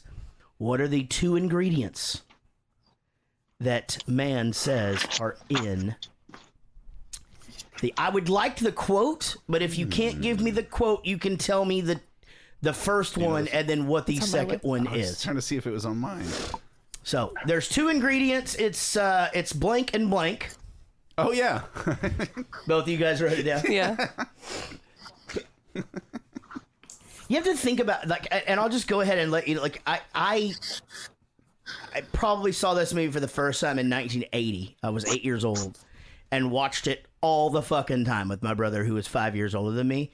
So there's this wacky little sort of staircase of, like, when I start getting certain jokes. Oh, yeah. You know, and that makes sense. And so, like, I would still think like shit like this was funny, but it took me forever to fucking actually for it all to connect. To peel the layers back. Yeah, to peel the layers back of the real volcano onion. It's a real volcano. It's a real volcano is what I'm trying to say. All right, Chris Cranfill, I know this is a hard one, buddy. What you got? Yeah. I remember Ajax being on the counter, but that's not it. Okay, no, I almost went there. I didn't. It is not. Yeah, it's a completely different scene, so I don't know. All right, Tim Trafton. So he says it's a combination of some Maui Wowie and Labrador. All right, Greg. Labrador, what's Labrador? What did you say, Greg? Mostly Maui Wowie, but it's got some Labrador in it. That's it. I can't shake them, guys. I can't buck them off. But it's funny you mentioned that because you talk about not knowing jokes. I thought for years Labrador was another term for dog shit. I thought that's what it meant. So I would call it okay, Labrador. yeah, I could see that. That's what So I got what he said. It was dog shit. I just never understood. It took me a while to figure out, like, why was he following him around with that baggie? Like, I don't understand. Like that. It's weird how like little things like that. Like, I understand it's dog shit, but why is he following the dog around? Like, what's going on? I was a stupid fucking kid. All right, guys. Here's where we're at. Greg and Tim both with 5. Chris Cranfill with a goose egg. Now this basically means. Oh, you got one, right? Oh, that's right. He got one. Oh shit. All right. Rocky. Now, Greg and Tim, that makes this next question very, very, very important because if you guys want to avoid the coin toss, at least one of you needs to get this correct. And so I will now take it over to Eric's off on attention again. Near the end of the movie, Cheech Marin says, "We're going to be bigger than Reuben and the Jets." Cruisin' with Reuben and the Jets is a doo-wop parody album released in 1968 by what avant-garde musician composer? They're both writing. Like that's fucking crazy. It's a big album. It was their 4th studio album. Okay. Or his 4th studio album. You don't have to yell, but I feel like I'm talking at an appropriate level to express my displeasure with you without yelling. I apologize for you yelling at everybody. All right, pencils down. Now pass your paper over to your neighbor. I'm just kidding. Tim Trafton, what did you say? Frank Zappa. Frank Zappa. And Greg? Same. Frank Wow. Zappa. Oh my Wow. gosh. These Hold on. fucking guys. Is that right? Yeah. Oh, Cranfill's supposed to answer too. oh shit. Sorry. Hey, Just say Frank Zappa. Chris, what'd you say? Frank Zappa? No, I didn't. Oh, I didn't. God damn it. Sorry, I got carried away. I actually will say this. I think, so Tim, not having been here long enough to make one of the tournaments of champions, I think people need to be looking out for him when we do that again later on down the road. I think Tim may be one of our new Woody Chambers, Greg, Lee, John Gickler, Yeah, he's strong to quite strong so far. I like it. He's doing really good. Okay, guys. Okay, well, I'm sorry, guys, but that does bring us so many decided lately by a coin toss. Unfortunately, you guys will have to go this direction. Tim, since you did a good thing for the show this week and fixed your fucking internet, you're going to get to call it in the air, buddy. All right, so call it in the air. Heads or tails? Tails. He says tails. Tails. And it is heads. I'm sorry. I'm sorry about that. So, That's all right. Now, here's the deal. Can I propose that they battle it out for the win? I'm sorry. They got. I'm sorry, Chris. I cannot let you come in here all wounded and start changing the fucking rules. It just doesn't feel this right. is how it does. We're having them drug you to level it out with the rest of the losers. Listen, this is what Jared and Vinny would want. Okay. Anyway, Tim, you can bask in the fact that you were not actually a loser tonight. You did really, really good. Greg, all you can do is hang on to your beard and hope that Chris Cranfill falls asleep or is really, really stoned and misses this next question. Here we go. It's time for Sean's questions, the 7th question, and sometimes it's hard. All right, Chris, 3 categories. Maselli, law enforcement, luxury motorsports. Law enforcement. Officer Harry is the only member of Sergeant Stedenko's team to fire a gun in this movie. What does he shoot? Oh my gosh.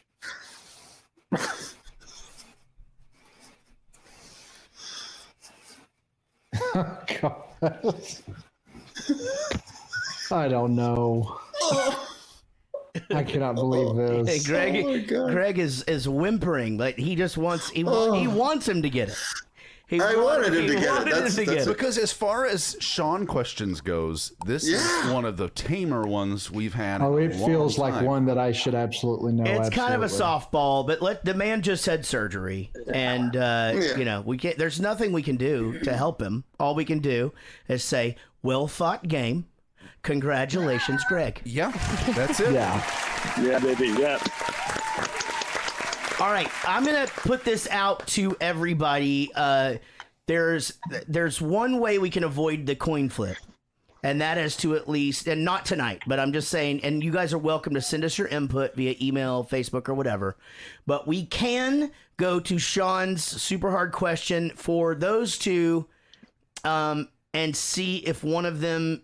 I mean, I don't know. We're thinking about whether or not we want to try to question it off to try to get it, but we can't stay here for 20 fucking questions is the problem. So anyway, if you have another idea or a way that we could do this without the coin flip, or if you're fine with the coin flip, then let us know that too. I have an idea. All right. Every week, Sean or me or you should be responsible for coming up with a question that has a numerical value as the answer. Oh. And then whoever gets closest to it would be... That's a really good idea. That's pretty good because you have a little bit more control over that than I'm going to assign that to you, and here's why. Great, Sean. I'm assigning that to you. No, because you could just do it when you're doing your trivia shit. You can be like, okay, I got to do a Jarrett Goes to the Movies thing. Happy to do it. And then just send that over, and we'll rock that. All right. All right, you guys were our last coin flip. Tim Trafton and Greg. Congratulations, Greg. Chris, I'm not even going to say the loser thing because you're a fucking winner. We're glad you're doing well, and as always, thank you guys. Couldn't do the show without your support. I do mean that. And come hang out if you can on the chat. See y'all later. Bye. We are on the threshold of copying one of the largest shipments of marijuana that has ever crossed the Mexican border into the United States. The question is, how are they going to transport it across the border? Boat. By boat, carrier plane, freight, piggyback, long cars, long trucks. Let me show you. Inside TV sets. No, Harry, no, not inside TV set. The TV set itself is the marijuana. The tube, the picture, the aerial, the whole works. How can you make a TV set out of marijuana? That's a good question, Harry. I'll show you. Now, the weed is separated from seed. The weed is then transformed into liquid. The liquid is then acted upon by a chemical, which makes it hard like a plastic. The plastic is then transformed into a spray. This spray, gentlemen, is called fiber weed, and it's pure marijuana. So, before we go any further, this actor's name is Stacy Keach, and he's famous. He did a bunch of stuff back in the day, but he's a voice guy as well. And he actually voices the intro to one of my favorite podcasts called Sword and Scale. Now, everybody who knows me knows that I think that whistling of S's is really fucking funny. I like to do it all the time. Seven Saudi soldiers sodomized, Saddam squatters, whatever.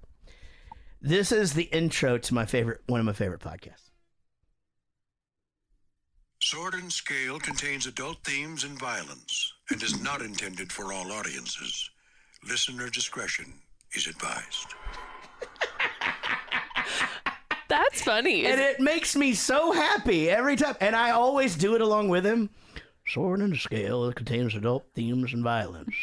Man, it bums me out that, now if we got him to do it, it would just be, hilarious. No, the second. You don't want to be the second. Jarrett Goes to the Movies. First. Casey. Yeah, we were just talking about we need like a little warning. Amy Pittsinger. And because he's famous, Jarrett, he's in Bowling for Soup. Okay. Bowling for Soup. Podcasts. This is episode 77. 77 sons of bitches. So, Bowling for Soup. Bowling for Soup. If we're ever in a van and we're driving a long distance, it's basically whistling S's and it's just the whole time. And anywhere you are, you can be in the green room at any show, and it's very rock and roll. So everyone just sits in silence on their phone in circle. Yeah, that sounds badass. And somebody else lays the hoodie over their face and takes a nap. And then there's always just one person. When it gets silent, it's just like, and then it just fucking sets them off. Yeah. Oh no. 68, 77 assholes. Yeah, that's all it is. But see, you can see how then it's not funny for a minute, and then it just starts getting funnier, and then it's just somebody says it with a word that you haven't thought about. Anyway, I thought you guys would like that. We did. Yep. So thank you. So big scene here for if you're a little kid, and that's where he's got to go to the bathroom, and he's all like, "Oh, come on, cheeks, stay together." He goes, "Oh, I hope that was a fart." But the best one is, so me and my brother, our entire childhood was, "Come on, ice cream." I thought the cheeks stay together part was funny. That ice cream Too far. thing, I just, wow, what? Yeah. He Why? He goes, "Oh, you must have had the burrito too. It's better with some ice cream." "Oh, come on, ice cream." He takes the poster off the wall before he goes in. Yeah. And who was the guy all tied Because that's going to be his toilet paper. Yeah. Yeah. with toilet paper in his mouth? That was. I don't know. They're just right past the border and fucking. Yeah. Don't ask, Tijuana. don't tell. I guess that's true. Yeah. That's not what that means, by the way. What? Don't ask. Yeah, no. If there's a guy tied up with toilet paper at the border and Don't find you're out about if to he's a shit your homosexual. you don't need and if to he doesn't tell you, right? Then you don't need to know. That's right. Yeah, because it's like It's none of your business. Yeah. Yeah, I don't stick your foot under the goddamn fucking barrier thing. I think you can stick your foot Oh, under yeah, there. you can't do just, that. Like, tap 3 times. No, you can't stick your foot I don't under think there. you can show a toe at all. If your foot, oh god, Or you just get your dick sucked. Oh no, yeah. Or you have to suck someone's dick. It depends on your shoes. Boy, there's something that's really gross if you're a boy and you're in there and you have to poop and then the guy next to you is taking a super stinky poop and they're like in flip-flops. So you have to see guy feet and fucking hear them take a shit. It's fucking terrible, man. That might be the fucking worst. Everything about listening to another human taking an actual, like, not normal shit is just the fucking like worst. you're finishing up and you think your hands are all clean and they come in and just splash fucking around and they splash around. And they grunt. And I mean, geez, I've had my share of tummy issues, so I've taken a shit in every bar that I've ever been in. Yeah. In anywhere in the world. Yeah. And the same is for like Walmarts and I don't Sure. want to take a shit at a Walmart. It's sometimes not you what have I to. want to Yeah. do, but it is the way that it goes sometimes. And I mean, I'm sitting there and just wanting it to be over, and here comes like dirty work boot size 15s. Oh yeah, sit down. That's and what I sucks just about go, going at Lowe's or Home Depot. Yeah, Oh, that man. shit happens every The time. shoes really affect you guys, huh? Yeah, I had no idea. But you just know. I know. Or if you have to go in a convenience store and it's early in the morning, oh boy, road crews there and shit. Yep. Yeah. And but sometimes they'll do that and destroy it, and they've set sound barriers, and then they take a phone call, like on the toilet.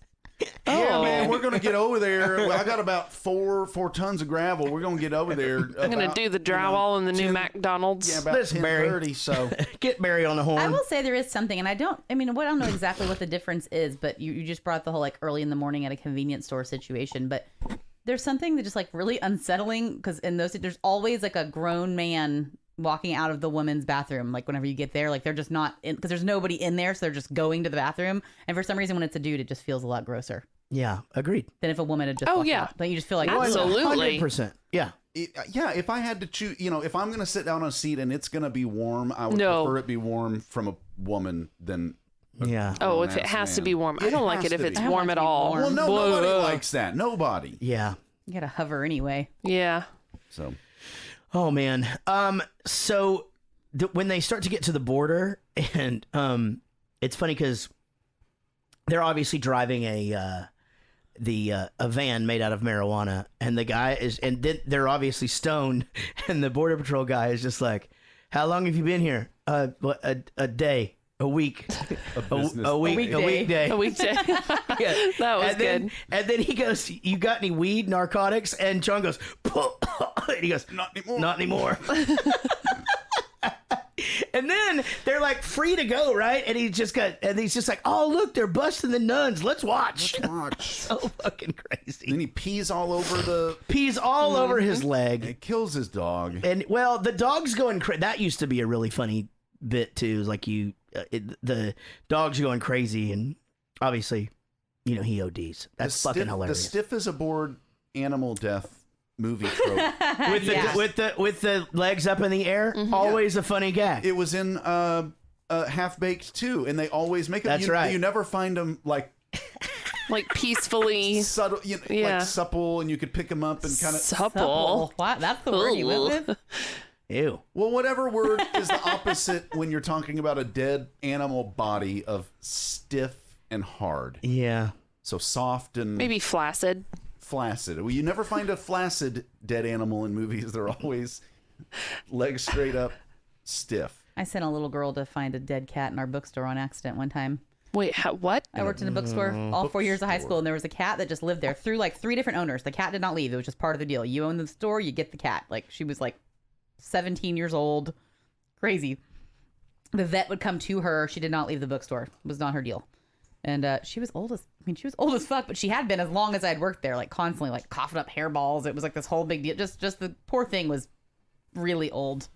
And some little girl came in and just goes, "Where's Miss Tiffany?" And her mom just goes, Oh, she's probably back in her little basket. I just heard her.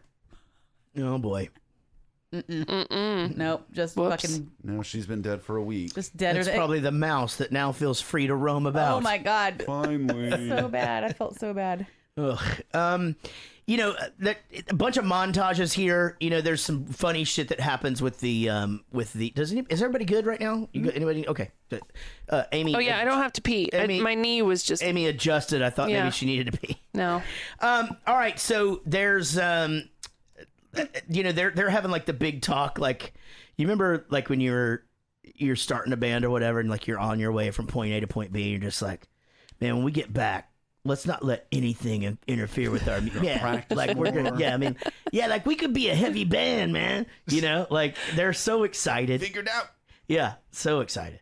But then they see the two hitchhiking girls, and another line that I have never noticed, and I'm gonna go ahead and credit the subtitles, because subtitles are on for everything now, mostly because of this podcast, but also because of Peaky Blinders.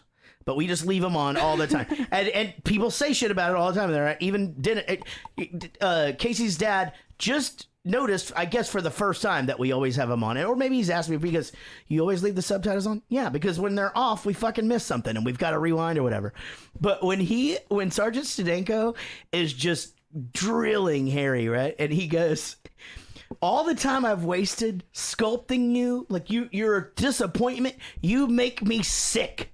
And he goes, and as he's turning away, he just goes, never take a bald-headed man into the department again. And I just like, the fuck does that have to do with anything? Yeah, I didn't catch that So either. funny. So funny. And then, all right, so they pick up the girls, and I like the line of if I ain't back in 3 weeks, send in a search party.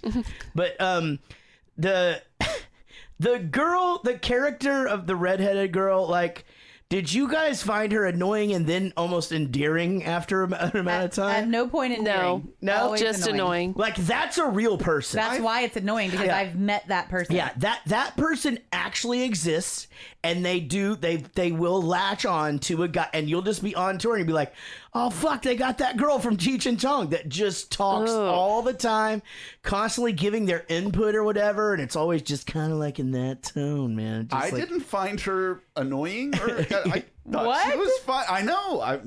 Maybe That's because you're the fucking guy that would get that fucking crazy. This bitch movie clinging onto changed you. No, I want that blonde. That's not who you the one get. that, the one that loves the manly chest. She goes, He goes, I me too. like it Yeah, too, me But too. on a girl. But on a girl. All right, buddy. here we go. Let's do this so I don't step on anything else. Dueling trivia. Dueling trivia. All right, So guys. Let's see. Eric, where are we? I believe you guys are almost tied, right? We are tied up 10.5 to 10.5. 10.5 to 10.5 each week. halvesies. Eric and Amy go at it in a trivia duel. Eric won last week, I believe. Is that correct? I did. Mm-hmm. So who goes first then? This week it's I think you go first. I go first. Okay. I was thinking that. Yeah. Because I think I went first last time with my real hard with question. Cream and Sun young guy. Yeah. You're right. Man, I took a bunch of notes on I did too, but this. it's hard. But again, I'd never seen it. Same thing with you. I didn't know what would be, but I guess we're both in the same boat. So We are, so I'm gonna try it. I think this is medium easy. okay. So at some point, the Sergeant Stedenko says, we've gone from code 3 to code 347. And then he defines what a code 347 is. Do you remember what that is? Gone from code 3 to code 347. I feel like I wrote it down, but I don't want to look because I know it's a song title too. I believe you're right, or at least Something it's part about of it. incompetence. If you just get the Oh, okay. I remember this now. Like they gave up due to negligence or incompetence or something. I don't. It's not right, but it's close. It is close. It's I don't think I'm going to get any closer than that. So go ahead. Completely lost due to incompetence. Completely lost. So okay. If you would have got lost anywhere in there, Yeah. it didn't have to be exact, but yeah, that was That was a good one. And let me check. No, I did not actually write that down. I wrote Code 3 Pursuit to 347. I have never taken this many notes in my entire life. I don't know what it was. I love this movie. There it is. Yeah, we were just laying there laughing our asses off, and I was just like, they're gonna hate it, aren't they? Yeah. They're gonna fucking hate it. Yeah, I definitely did not expect both of you to like it. I definitely didn't, but it's awesome that you did. It's a kinder, gentler Eric. I'm just trying to, I'm just trying to live life like He's just a normal trying to wear his. person. He's just trying to wear his like soft green tie-dye T-shirts and live your best life. I have that shirt. Well, and Sean did. Sean did a great job getting the players for 5 questions this week too, because all of them liked the movie, had seen it a bunch of times, and then poor Chris Cranfill. These clips so far are exactly what I would have picked now that I've seen it. Like this, I mean, there are times where I go, man, why didn't he choose this? And maybe there's not enough But this dialogue. keeps the story together at least. Or whatever. But I mean, every one of these, I'm like, this is great. This is perfect. He's definitely kept it going. Okay, Hey, Sean. It is Amy's turn.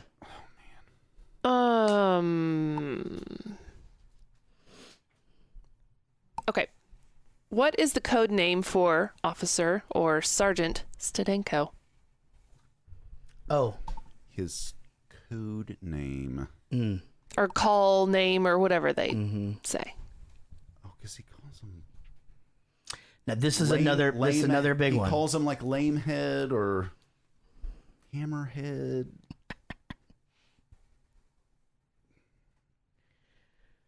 Let's see. Okay. I know the scene.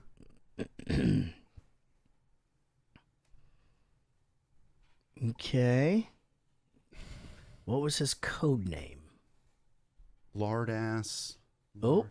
Hard hat. Hard hat. Way to go. Man, way to work that out. Worked it out. That's pretty good. So again, I figured that was going to be a it's big one, but for one. him, yeah, he had I was never like, seen it before. But yeah, anybody, if you ever like codename Lardass, Hard Hat, or whatever, that is remotely like, because it was Hard Head, then he said Hard Hat. It's Hard Hat. But the other police person says Hard Hat. Yeah. And then well, Chong is talking back to him. And says Lardass. And says did you say Lardass? Yeah, he says it wrong first. He goes Hard Head, and he goes Hard Hat. And so he's correcting his own people. And then, did you say Lardass? Oh, so good. Oh, very good. Okay, now that means Eric is in the lead. has taken the lead, guys. Give it up for Eric. Which is never happened before. Okay, Eric takes the lead for the first time, 11.5. Bask in it. Yeah, right. To 10.5. This. All right, very good. Oh, that's right. We don't have a actual live one for a while, do we? So, Sean, let's go with the next clip, sir. Man, you know where these chicks are going? They're going to the Roxy, man. They're having a battle of the bands there, man. Debbie was telling me all about it. You know, they're going to have all these bands, man, and the winner gets a record contract. A battle of the bands? Yeah. Oh, it's like the best thing in the world. We're going there, and everyone's going to be there and everything. Yeah, the winner gets a record contract with Round Records, man. You know, that's not going to mean dick unless they promote you, know. But then, you know, we could get our band in it, man. We could enter, we could win it, man. It's $100 too. We couldn't enter it. We don't even know any tunes yet, man. What do you mean, man? We have 2 rehearsals, man. Besides, it's just punk rock, man. You know, you don't have to know how to play. All you just gotta do is be a punk, man. We could do that. Yeah, it's so easy, isn't it? So good, yeah. That would be a good little line to pull for a song or something sometimes. So you don't even it's have just punk, man. You just have to be a punk. Be a punk. Just so good. It doesn't apply to pop punk. You have to know some of it. You got to know 6 chords. You got to know a few things. Yeah, is it 6? I figure it's G, C, D, E minor, A minor, and B minor. And if you know those, that's pretty much it. But you might need an F in there. We throw an F sharp in there. Yeah, we kind of teeter on most of them. But yeah, the G, C, D, A minor, E minor.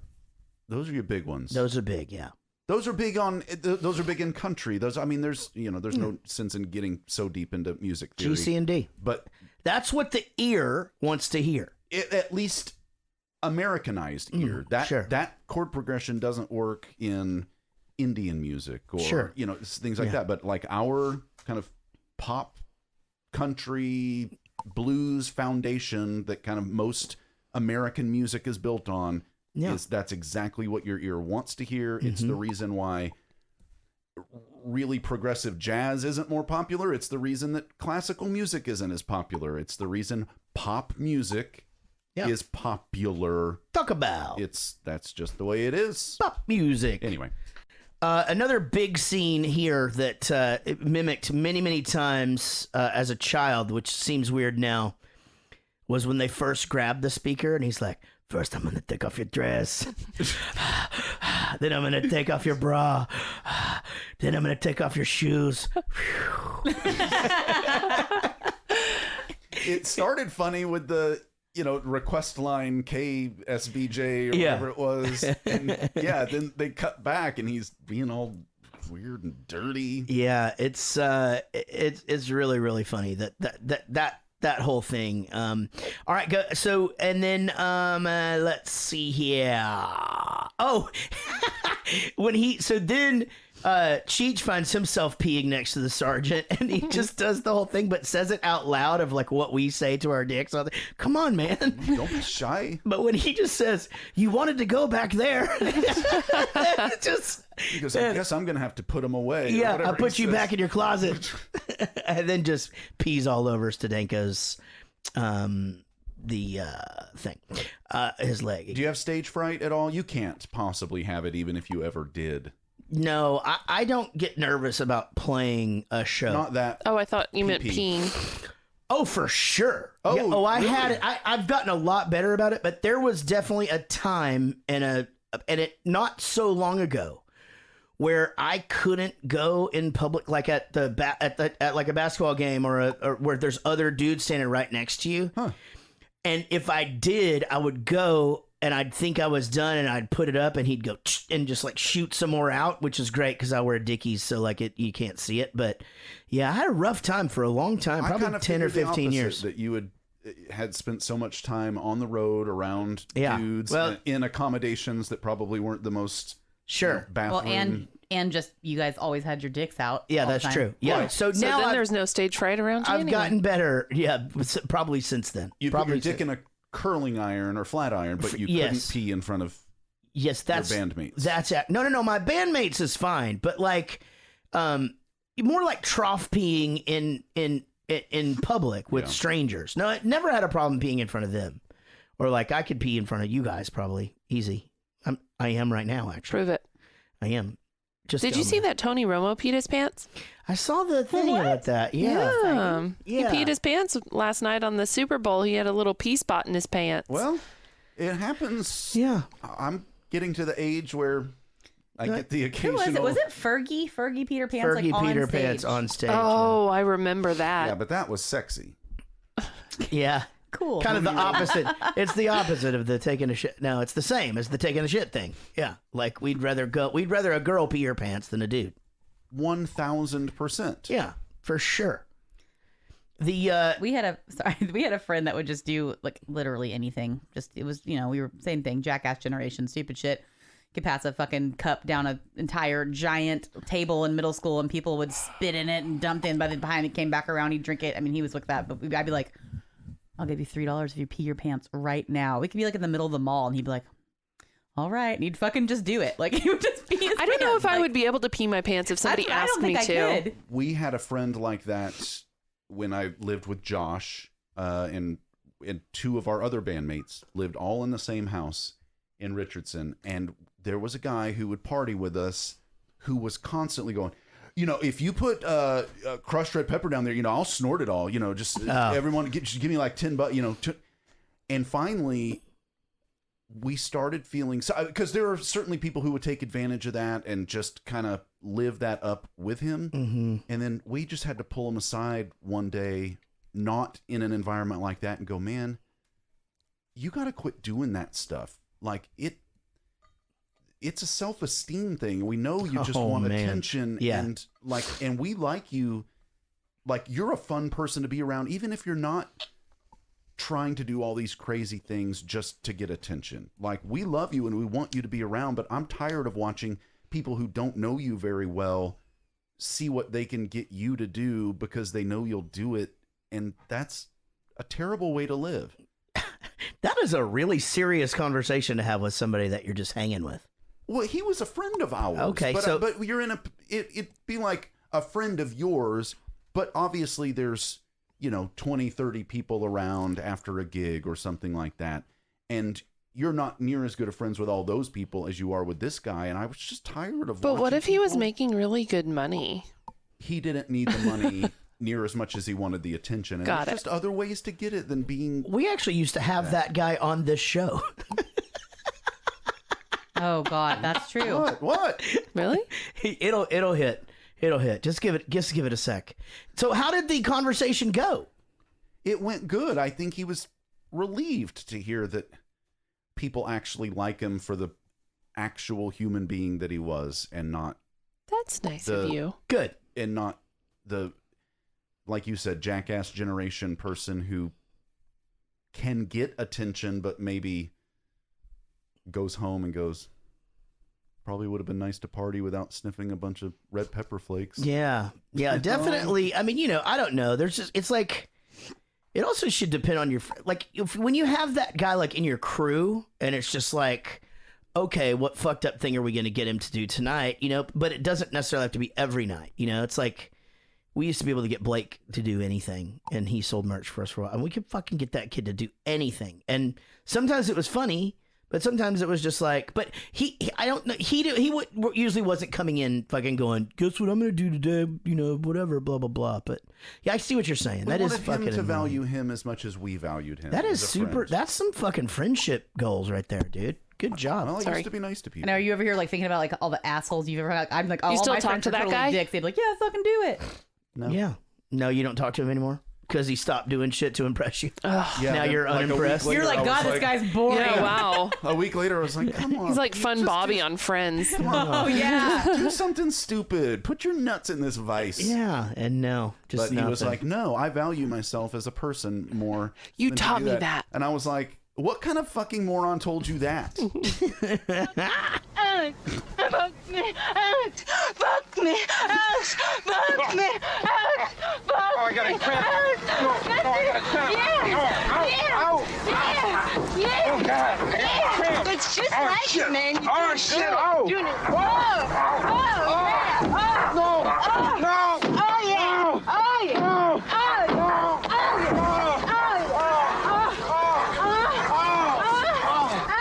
Oh, yeah. There. Oh, yeah. Oh. That's just like it. Oh.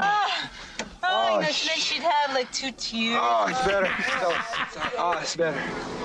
Oh, it feels better. Oh, God. Shit, I need some air.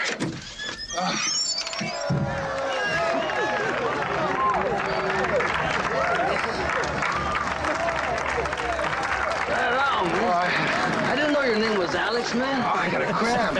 Shit, I have a cramp there too, man. What's going on?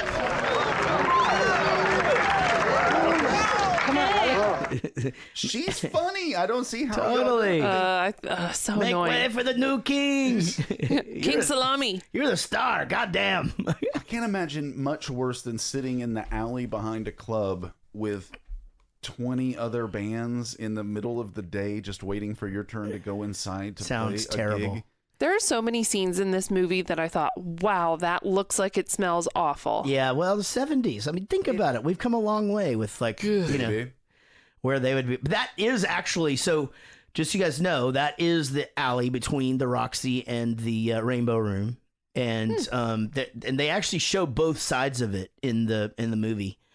Played there many times, and but it is in the concert, which I wouldn't have really known that I needed to know back in the day, was that it's actually shot in there too, and the backstage is the backstage and all of that. So it's a really small stage, so the way that they managed to do that in there, I mean, it's pretty remarkable. But I thought the same thing, just like sitting out there on this. I mean, but I could see there's probably a point when I was 13 or 14 where we probably did that at some point, you know?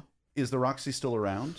Well, I mean, pre-COVID it was. Is the Roxy one of those places where like Motley Crue back in the day? Yeah. In the gigging. Yeah, it was a big deal. World. Big deal back then. Roxy, Whiskey, you know, those are the ones that you hear all the time. Viper Room wasn't there in the 80s. That's like after Johnny Depp got famous because that's his club. Gotcha. But yeah, there's the Whiskey A Go Go. Like I said, the Roxy. There's the Key Club is one. You know, they're played all of them, and a Troubadour is another huge one. And they are open. Yeah, good for them. Yeah, I'm glad. I mean, they're rescheduled events, but yeah, they're not like the Cockpit is another big one out there. I don't know if I know the Cockpit. It's a gay bar. Oh, okay. Well, yeah, I'm sure that's a nice place. So you know, he comes in just writing the whole like, you know, oh no, and it's gonna go like this, dun dun dun dun dun dun, and so she goes, he's like, man, you gotta wake up or whatever. She goes, I gave him an upper. She goes, no. I could give him a popper, or we could just party later. I could give him a popper, or we could just party later and restart his heart. You know, like it's like, what the fuck? I was hoping we were going to get the payoff of hearing the band play that song because he talked about it a couple of times and was just like singing it a cappella. So I was glad that we finally got. Oh, then we did get to see it. Yeah. Oh man, it was great. It's so funny how he's going to everybody and telling them how to play it. But the girl, two things about her. When she starts that Alex story, and she'd be like, and you know, you'd hear like in the other room, like, fuck me. And then, you know, she'd get to going like a motorboat and the fuck me. And you know, it's, oh.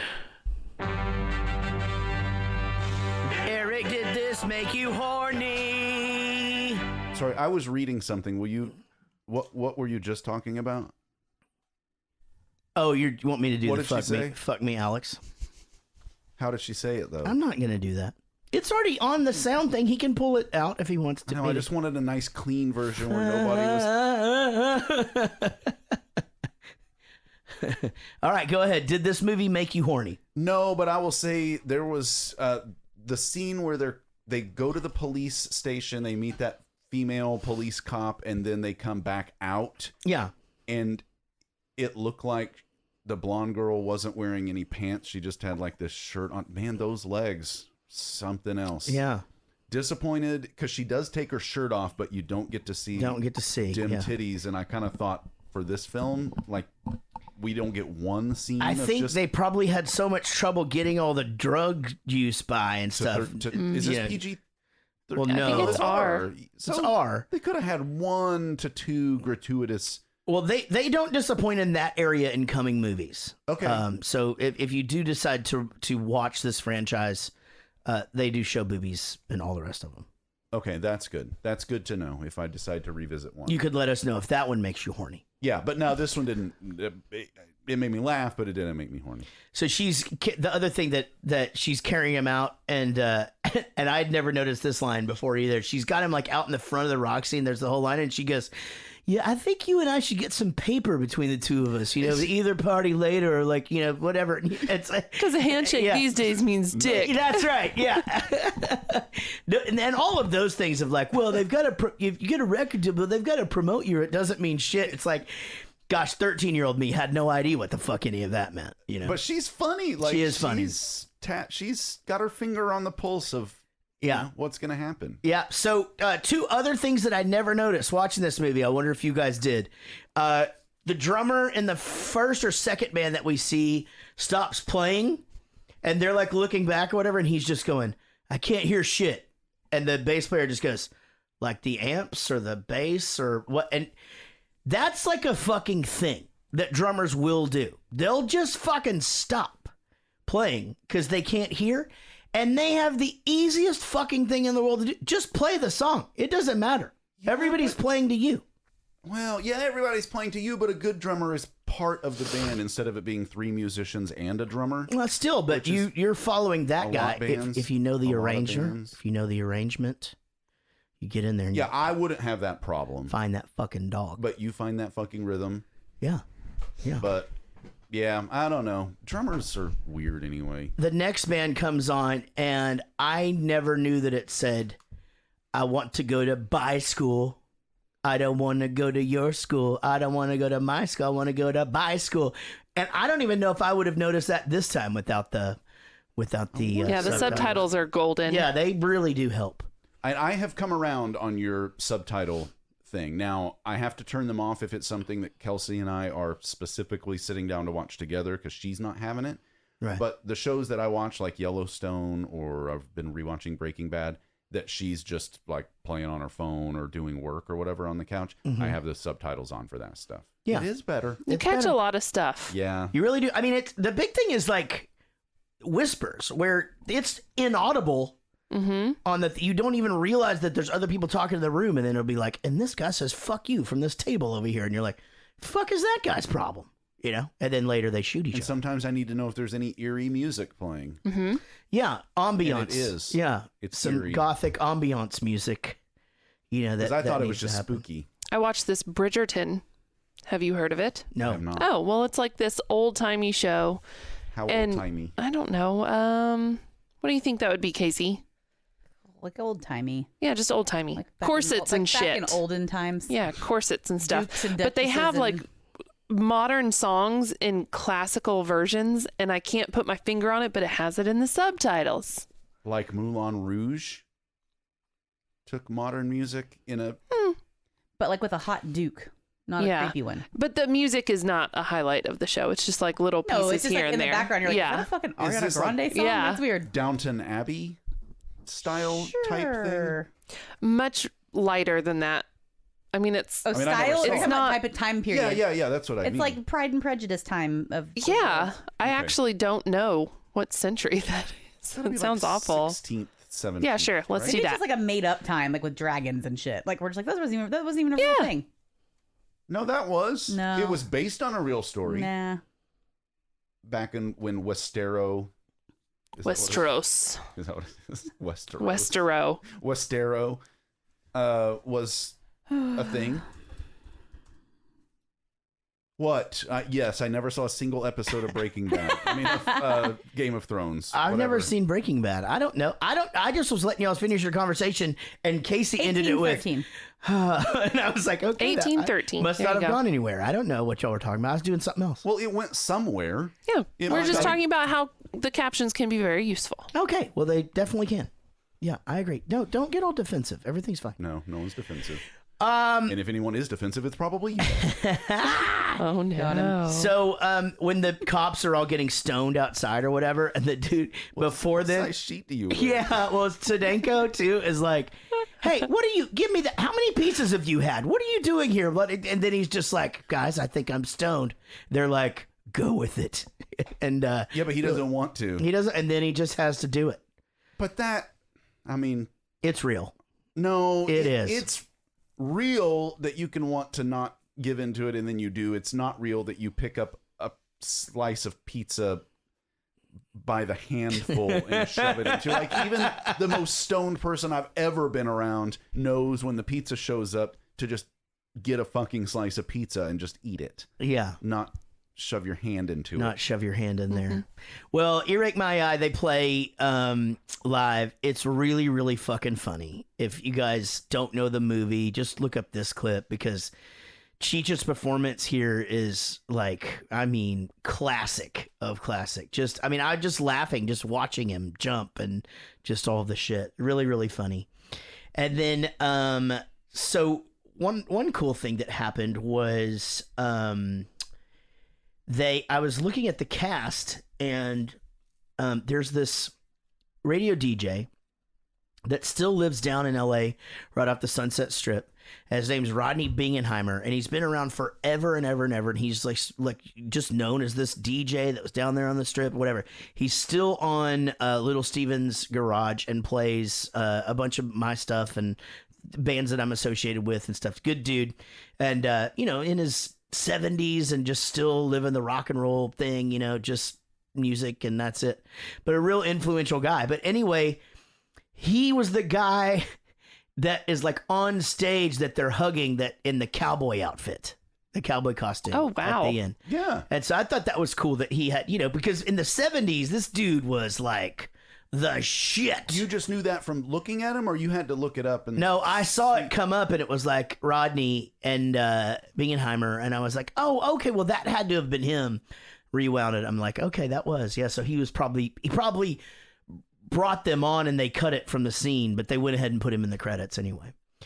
Sean, this is our last clip, buddy. We're gonna be big, man. Really big, man. We're gonna like be bigger than Ruben and the Jets, man. I bet you. Shoot. All we gotta do is keep practicing, man. You know, like just keep it together. Wow.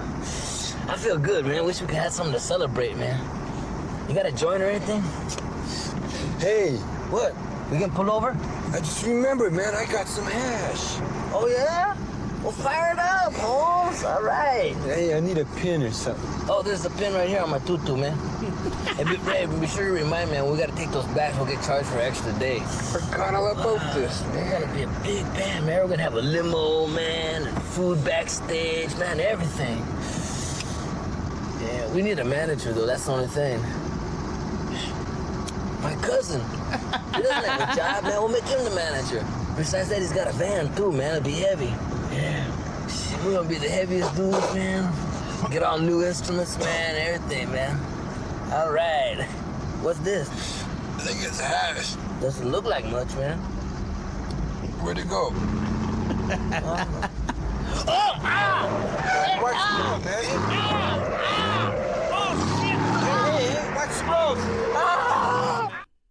I gotta tell you guys, great ending to a great movie. I do have to say that picking a classic like this, like a classic from, you know, my early years of even watching movies and definitely something that we watched growing up. I mean, this is not even something that I even share with, you know, the Bowling for Soup guys. Like, we don't even quote this movie. This is like my brother and, you know, that friends from back then and shit.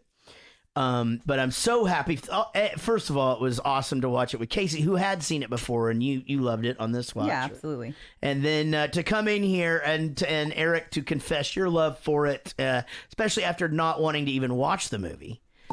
That just makes me very happy. And then for Amy to then come back and make it a unanimous situation.